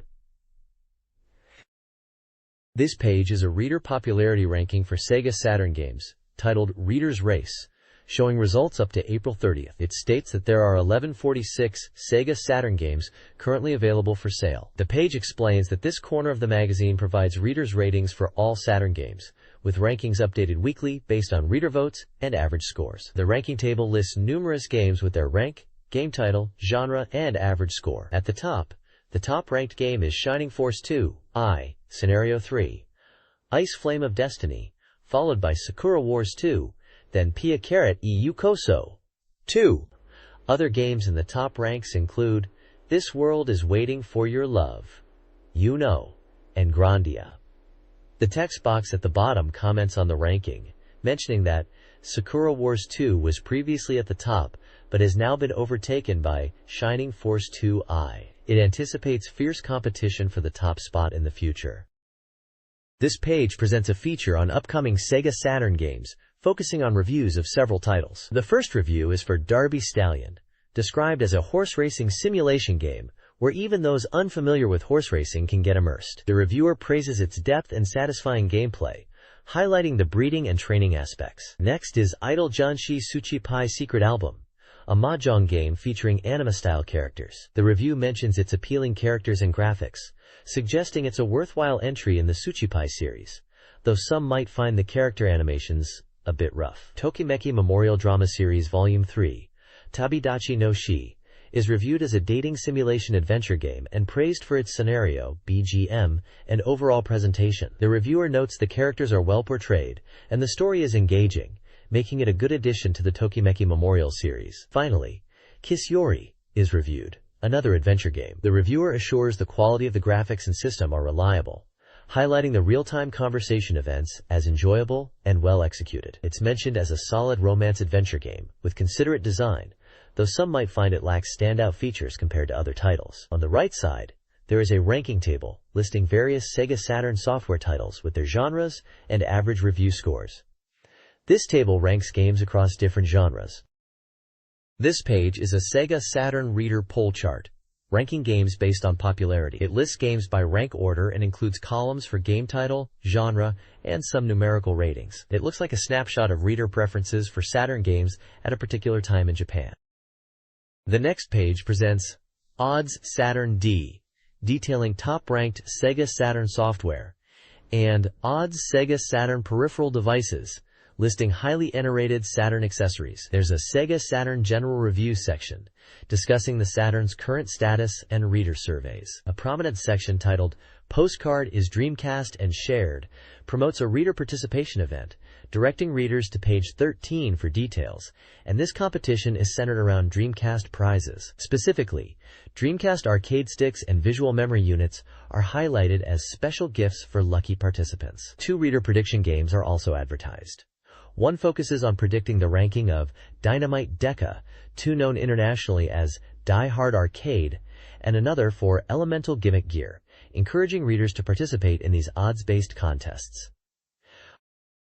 The next page is about the Sega Saturn game Friends Seishun no Kagayaki, a youth romance adventure title, and it's providing a guide focusing on the first 4 days of gameplay. The article emphasizes 3 key points to progress in the story: managing time effectively as moving between locations consumes in-game time, carefully considering dialogue choices as they impact character relationships and story development, and consistently meeting with the female characters to increase their affection levels. Day 1 is focused on meeting as many characters as possible to familiarize yourself with the game world, time mechanics, and character interactions. Events for characters Rinnoho and Natsuko are available, and it is hinted that there is a special event at night, with the clue being overlap. Day 2 introduces characters Makoto and Fuji Futari. It warns players to pay attention to these characters' appearances, as meeting Makoto at specific times and locations is crucial. Missing these encounters might trigger events with Fuji Futari instead, potentially altering the intended story progression. The article mentions that event types become more limited from day 1 onwards, suggesting a need for careful planning to avoid missing specific scenes. This page is a strategy guide focused on events in a Sega Saturn dating sim, likely a title similar to the True Love Stories series. It explains event types, such as dialogue choice events and condition-based events, highlighting that on day 3, the river event is crucial and visually rewarding. Day 4 events branch out from day 3, so missing earlier events is detrimental. Checkpoints for both days emphasize affection levels and dialogue choices as keys to unlocking events, with screenshots illustrating typical dating sim interactions. A test of courage event is mentioned, and the guide notes that failing to trigger specific flags, like an event with Mizuho, can block the river event. The page is all about mastering event triggers to see all the content in the game. This page is dedicated to providing a strategy guide for the Sega Saturn game Derby Stallion, a popular horse racing simulation. The feature focuses on thoughtful breeding and splendid breeding techniques in the game, building upon information from a previous issue. The page showcases Best One breeding combination, Re-entrant Loop, costing 750 million yen and belonging to the Rebot lineage. It then details 2 breeding examples, A and B. Example A uses Danehill as the father and Marozensky as the maternal grandfather, emphasizing Nix and inbreeding for its effectiveness. Example B uses Dance of Life as the father and Affleet as the maternal grandfather, focusing on inbreeding, interesting breeding, and splendid breeding combinations. The page indicates the effectiveness of these combinations in terms of Nix, interesting breeding, thoughtful breeding, and splendid breeding. A section titled, For Deep Divers, Exploring the Hidden Effects of Thoughtful Breeding, investigates the actual impact of this breeding technique. It uses breeding examples like Sunday Silence with Private Lesson and Wajib with Constantin, comparing them against other pairs in a table. This table appears to analyze parameters like speed, stamina, winning spirit, composure, temperament, durability, and average price of the resulting foals from these breeding pairs. This page is a detailed guide on horse racing game breeding methods, focusing on bloodline and strategic combinations to create successful racehorses. The guide uses a Koei male example, priced at 70 million yen, as a basis for explaining different breeding techniques. The page explains concepts like nitro and parental similarity effect, Nix, and crossbreeding, detailing how these factors influence horse breeding in the game. It further elaborates on excellent combination and considered combination breeding strategies, outlining the conditions for achieving these beneficial pairings based on bloodlines and systems. Inbreeding is also discussed in the context of strengthening bloodlines. For deep divers, the guide delves into a more intricate, interesting system of breeding, addressing the nuances of system lineage and how it impacts breeding outcomes. The page provides specific examples with horse names and bloodlines such as His Majesty, Gohrythus, 49er, Horiski, and famous bloodlines like Nirko, Nasrallah, and Northern Dancer, illustrating how to apply these breeding principles in practice. It breaks down breeding examples A and B, with specific horse combinations and their expected outcomes, rating the stability of the breeding. This page ranks horse racing simulation games, from best 3 inches to best 10, detailing lineage, breeding strategies, and stability ratings. Slow Ballad, best 3, focuses on overcoming instability and uses the Sled God lineage. Alsuma Atoria, best 4, uses Bold Ruler and aims for speed. Yua Uerukamu, best 5, with Hail to Reason, focuses on stamina. Azguto Asunyu, best 6, a Clarion lineage, focuses on stable, prolific breeding. Euthanasia, best 7, uses Never Bend for stable production. Epicurean, best 8, a Preakness lineage, improves speed, while Private Lesson, best 9, uses Teddy and aims for calmness through outbreeding. Puchika Puris, best 10, a Northern Dancer lineage, uses experimental breeding and Nix, but suffers from low stability.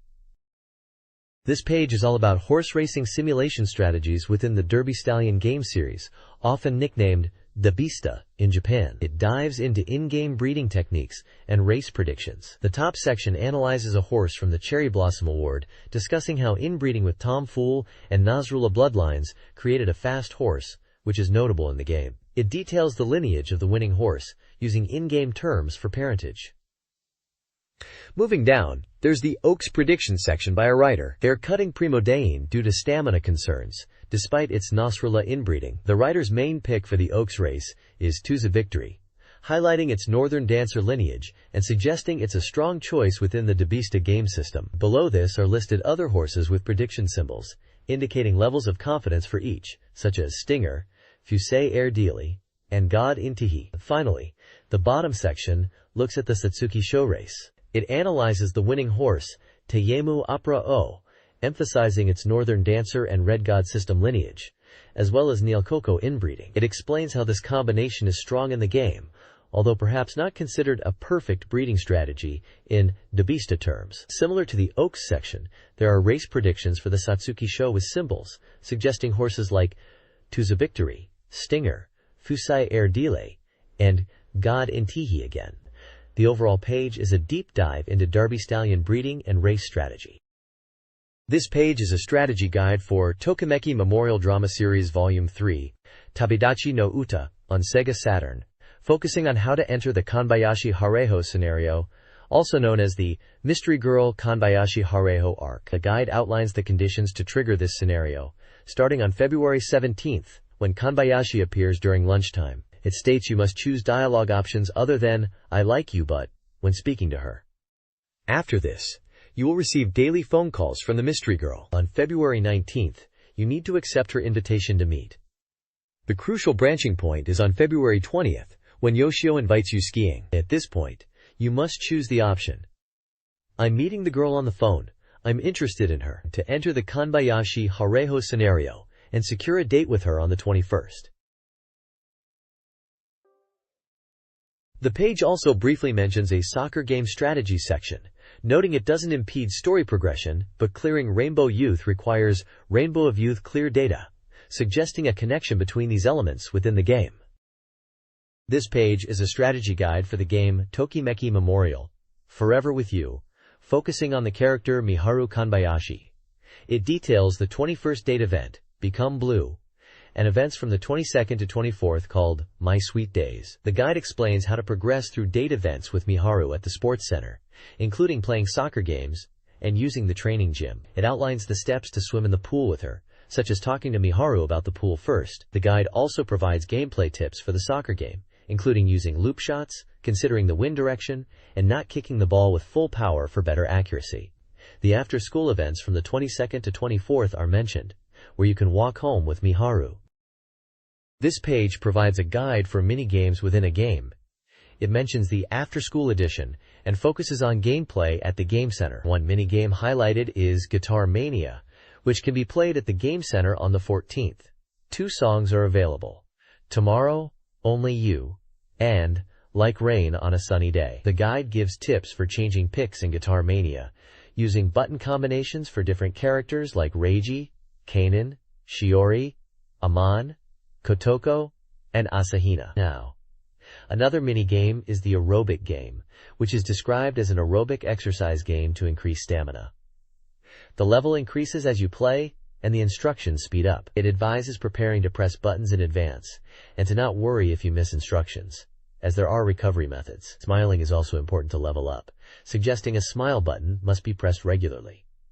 The final mini-game is Star Crusher, a shooting game. It emphasizes that there are no safe spots in this challenging game and provides ultimate intent tips. These tips include defeating enemies with break rules, central breakthrough, moving clockwise around enemies, dodging bullets by circling around, remembering the size of the hit detection, and dealing with red enemies quickly as they shoot bullets when 10 seconds remain. Blue enemies' bullets are fast, and defeated enemies become safe zones. Points are 100, 50, and 2 points depending on the enemy. The goal is to aim for 2 minutes of playtime. This guide provides tips for various aspects of the Sega Saturn game, Tokimeki Memorial Revolution.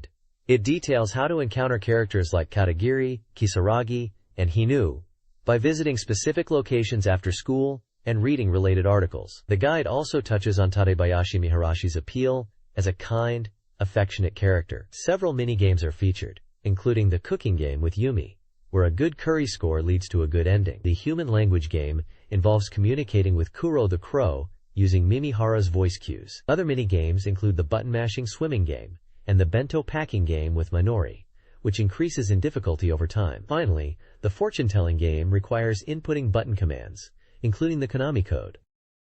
This Dungeons & Dragons collection page focuses on gameplay tips for the Dreamcast release, covering Tower of Doom and Shadow over Mystara. It emphasizes strategic elements and techniques to master, such as the walking slash, shoryuken slash, to continuously hit enemies. The article highlights the significance of item collection in Shadow over Mystara. Some items, like orbs, grant passive stat buffs, paralysis resistance, while others can be exchanged at shops for powerful equipment. Crucial items include bracelets for fighters and earrings for magic users, as well as items for shop exchange. Key examples include the Depressor Beast Hide for arrow-resistant armor, Green Dragon Scales for a dragon shield, and Red Dragon Horns for the Dragon Slayer sword, essential for the final boss battle. Players are advised to prioritize acquiring the Dragon Slayer. This page is dedicated to character-specific tricks and gameplay tips for Dungeons & Dragons: Shadow over Mystara. It details strategies for each character class, including Fighter, Elf, Magic User, Dwarf, Cleric, and Thief, providing insights into their unique abilities and combat techniques. The page also highlights advanced techniques like Magic Cancel tricks to negate damage, and the powerful Final Strike, a devastating special move. Screenshots throughout the page illustrate the gameplay and demonstrate the techniques being described for each character. The next page is from the Imperial Capital Journal, issue number 13, and it's a special sudden ranking feature for Golden Week, asking, "Are you ready for leisure?" This edition focuses on character rankings, specifically of the Flower Troop from Sakura Wars. The page highlights reader submissions and rankings for different characters. At number 1 is Rainy, with 98 votes, described as cute and cool. The reader's comments are also summarized, mentioning her cuteness and rabbit-like appearance. Also, that she is good. Number 2 is Maria with 50 votes. The comments mention her powerful stage presence and charm, emphasizing her appeal. Number 3 is Iris with 42 votes. The comments highlight her cuteness, innocence, and childlike charm. Number 4 is Orihime with 26 votes. She is praised for her beauty, especially in evening wear, and her overall attractiveness as a character. The page also includes small sections like "Welcome to the Little Imperial Theater," and mentions sending in postcards and letters with comments and illustrations. There's a small comic strip section featuring the character from Russia. Overall, it is a reader participation page, focused on ranking Sakura Wars characters, based on popularity and reader feedback for the Golden Week period. This page is from the Kyoto Journal section, and focuses on reader participation and character popularity rankings. It encourages readers to submit artwork and character ideas, especially sub-characters, for potential publication, noting it might be easier to get sub-characters featured. The page highlights a reader submission section called Notre Dame Leaflets, which welcomes postcards for the Kyoto Journal and specifically for the Sakura Wars series. A continuous posting counter is also mentioned, tracking submission frequency. The page then presents a character popularity ranking. 5th place is Sakura with 23 votes. 6th place is Kana with 21 votes. 7th place is Koiran with 19 votes. And 8th place is Sumire with 15 votes.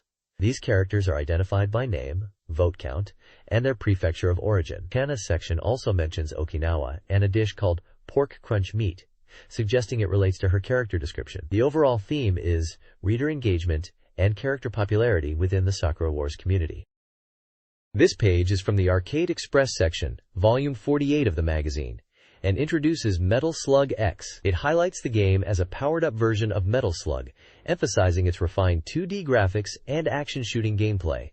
The game is for 12 players and runs on MVS. It mentions that Metal Slug X is a year after the previous game and is a powered-up return, with even more detailed graphics, simple yet deep systems, and a focus on being popular with series fans. The page points out renewed enemy placements, new weapon additions, and power-up items. It confirms the return of the 4 playable characters, Marco, Tarma, Eri, and Fio from Metal Slug 2, and showcases the use of items and vehicles to fight against the enemy forces, asking if players will be able to reach the final stage.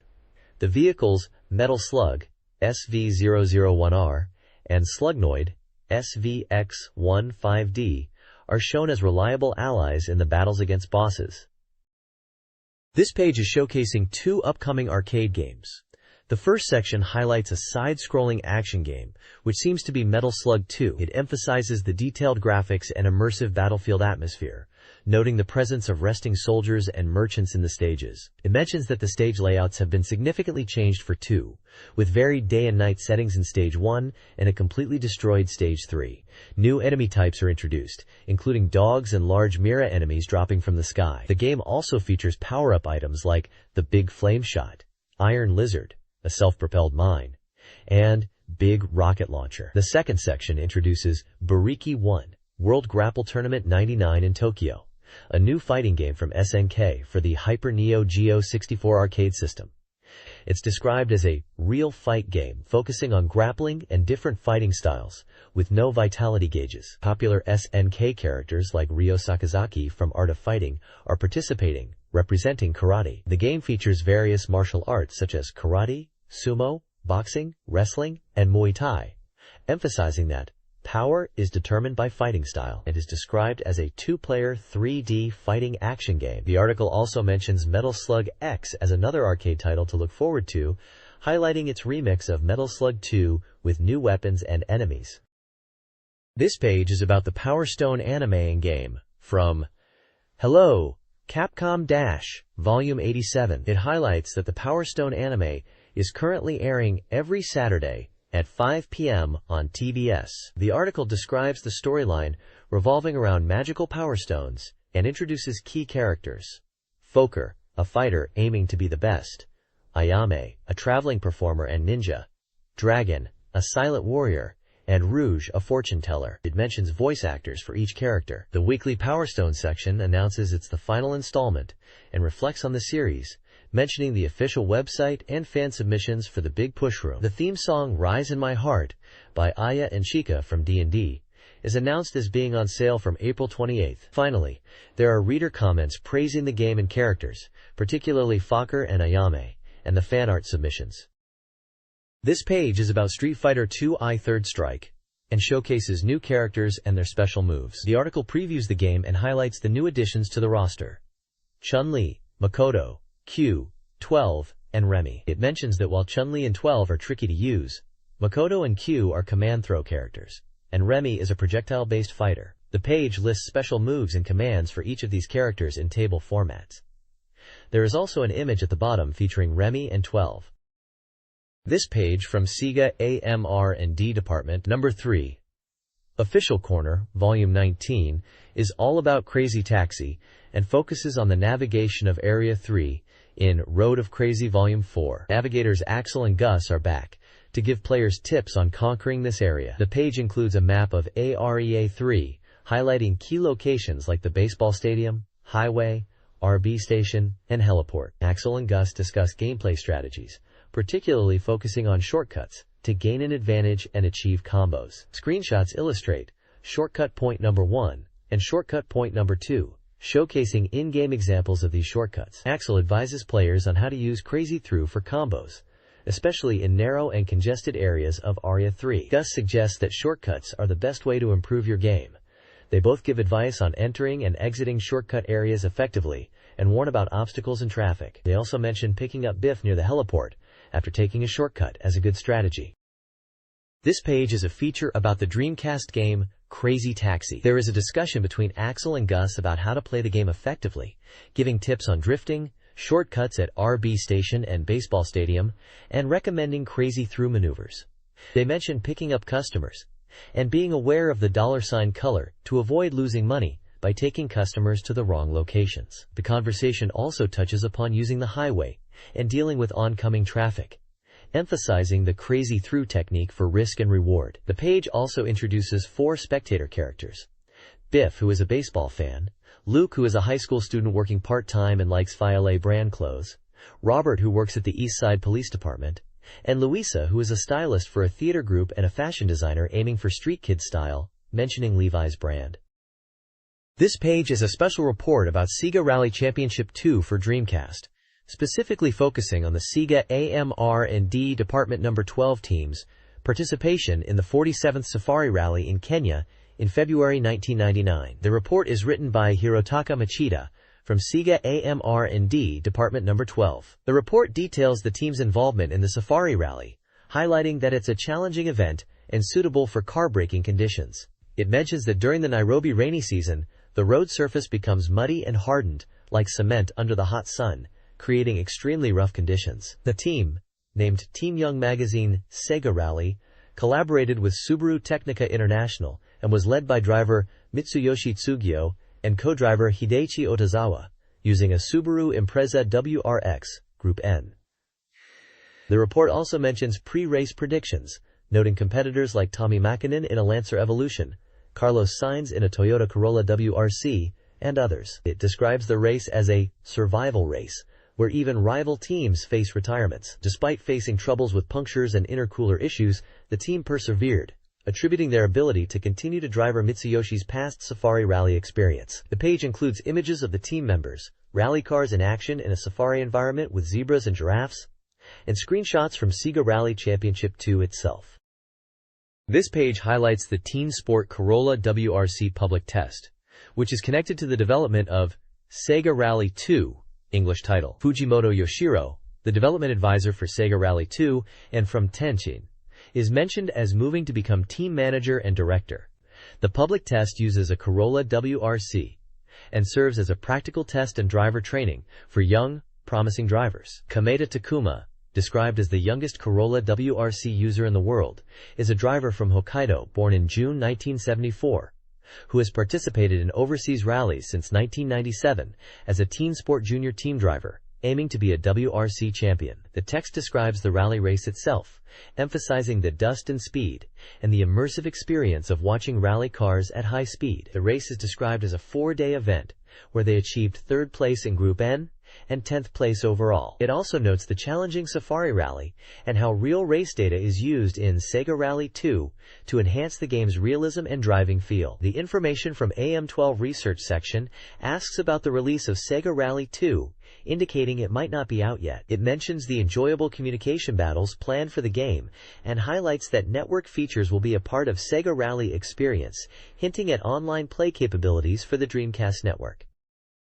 This page from the Sega AMR&D Department No. 1 official corner is about Zombie Revenge, and specifically highlights Episode 6, which is the House of the Dead stage. The page mentions that this episode is a remake of the stage from the original The House of the Dead arcade game from 2 years prior, and it features familiar zombies and music from that game. The page gives gameplay tips for this stage, focusing on different zombie types and strategies. It advises players that in the beginning, normal poison-type zombies appear in groups of 3, so players should calmly aim for headshots. It warns about poison zombies that appear in larger groups, and advises to shoot them down before they bite.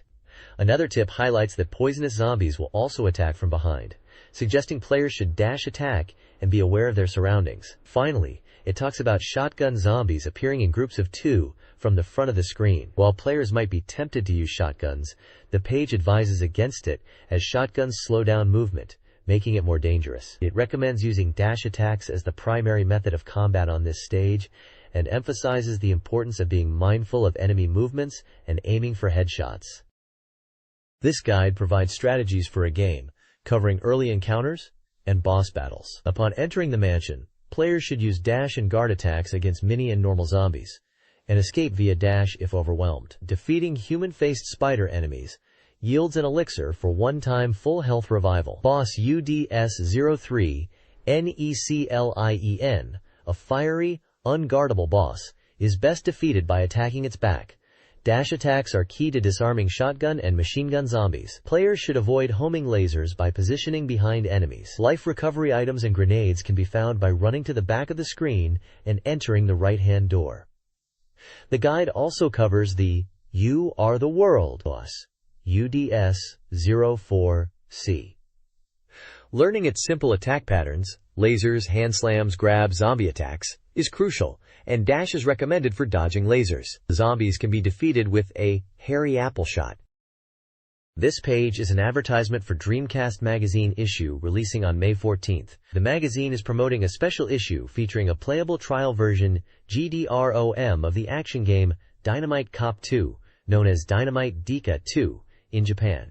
It highlights that readers can play the trial before the game's official release on May 27th, and mentions a special bonus for trial players when linking to the full game.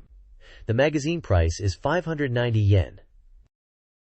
This page is a horoscope section titled Dreamcast for the week of April 30th to May 13th. It features horoscope readings for all 12 zodiac signs: Aries, Taurus, Gemini, Cancer, Leo, Virgo, Libra, Scorpio, Sagittarius, Capricorn, Aquarius, and Pisces. Each horoscope includes fortunes for overall luck, money, health, love, and work, along with advice and separate readings for boys and girls, each with cartoon illustrations related to the zodiac sign. Below the horoscopes, there is a section called This Week's Lucky Person, featuring an image of a character from the King of Fighters series, specifically Goro Daimon, born on May 5th. It mentions that people born under the Taurus sign, like Daimon, might be affected by anxieties, but are strong if they overcome pressure. This page highlights Sega prizes featuring characters from popular anime series aimed at young girls. Magical Angel Creamy Mammy and Magical Fairy Persia characters are presented as figures, plush toys, and keychains. The page also details prizes available in April and May, including Heidi, Girl of the Alps, Super Jumbo plush toys, plush toy holders, and novelty items like a Kureta Kutako Cola sound bank, and GI Dart Twinners toys, and snowman items. Finally, there's a section promoting a Tak-chan's Big Present campaign where readers can win prizes by sending in postcards before the May 14th deadline. This page showcases Disney prizes available from April to May.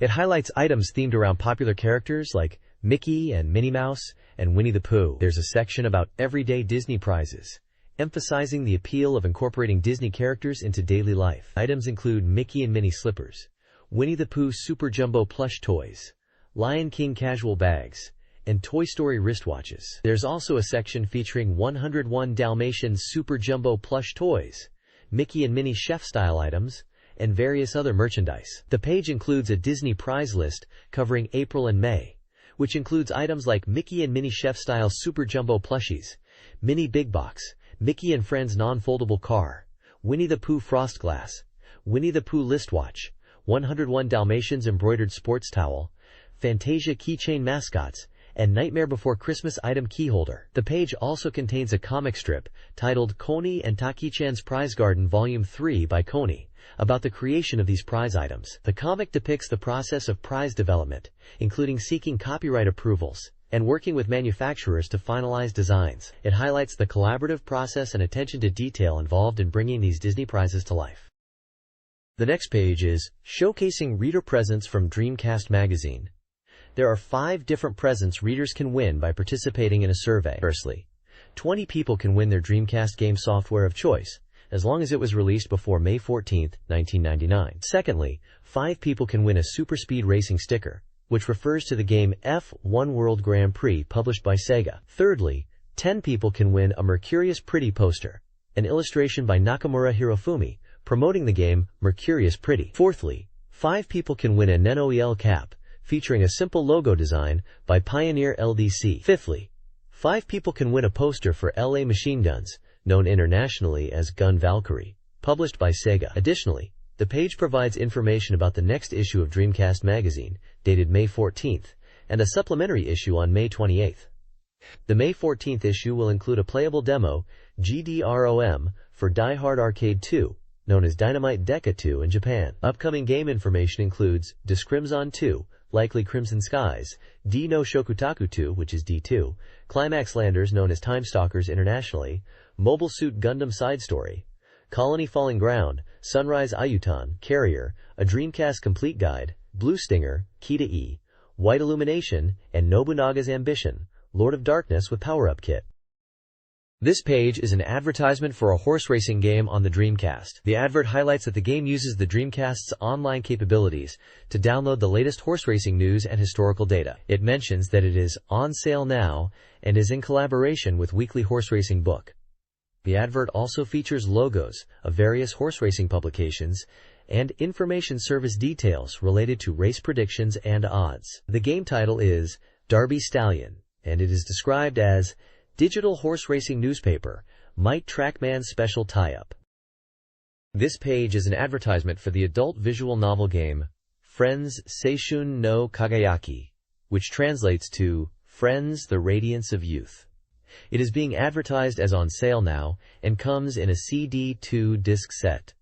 The price is listed as 7,200 yen. The advert includes screenshots from the game, and features various female characters in anime style.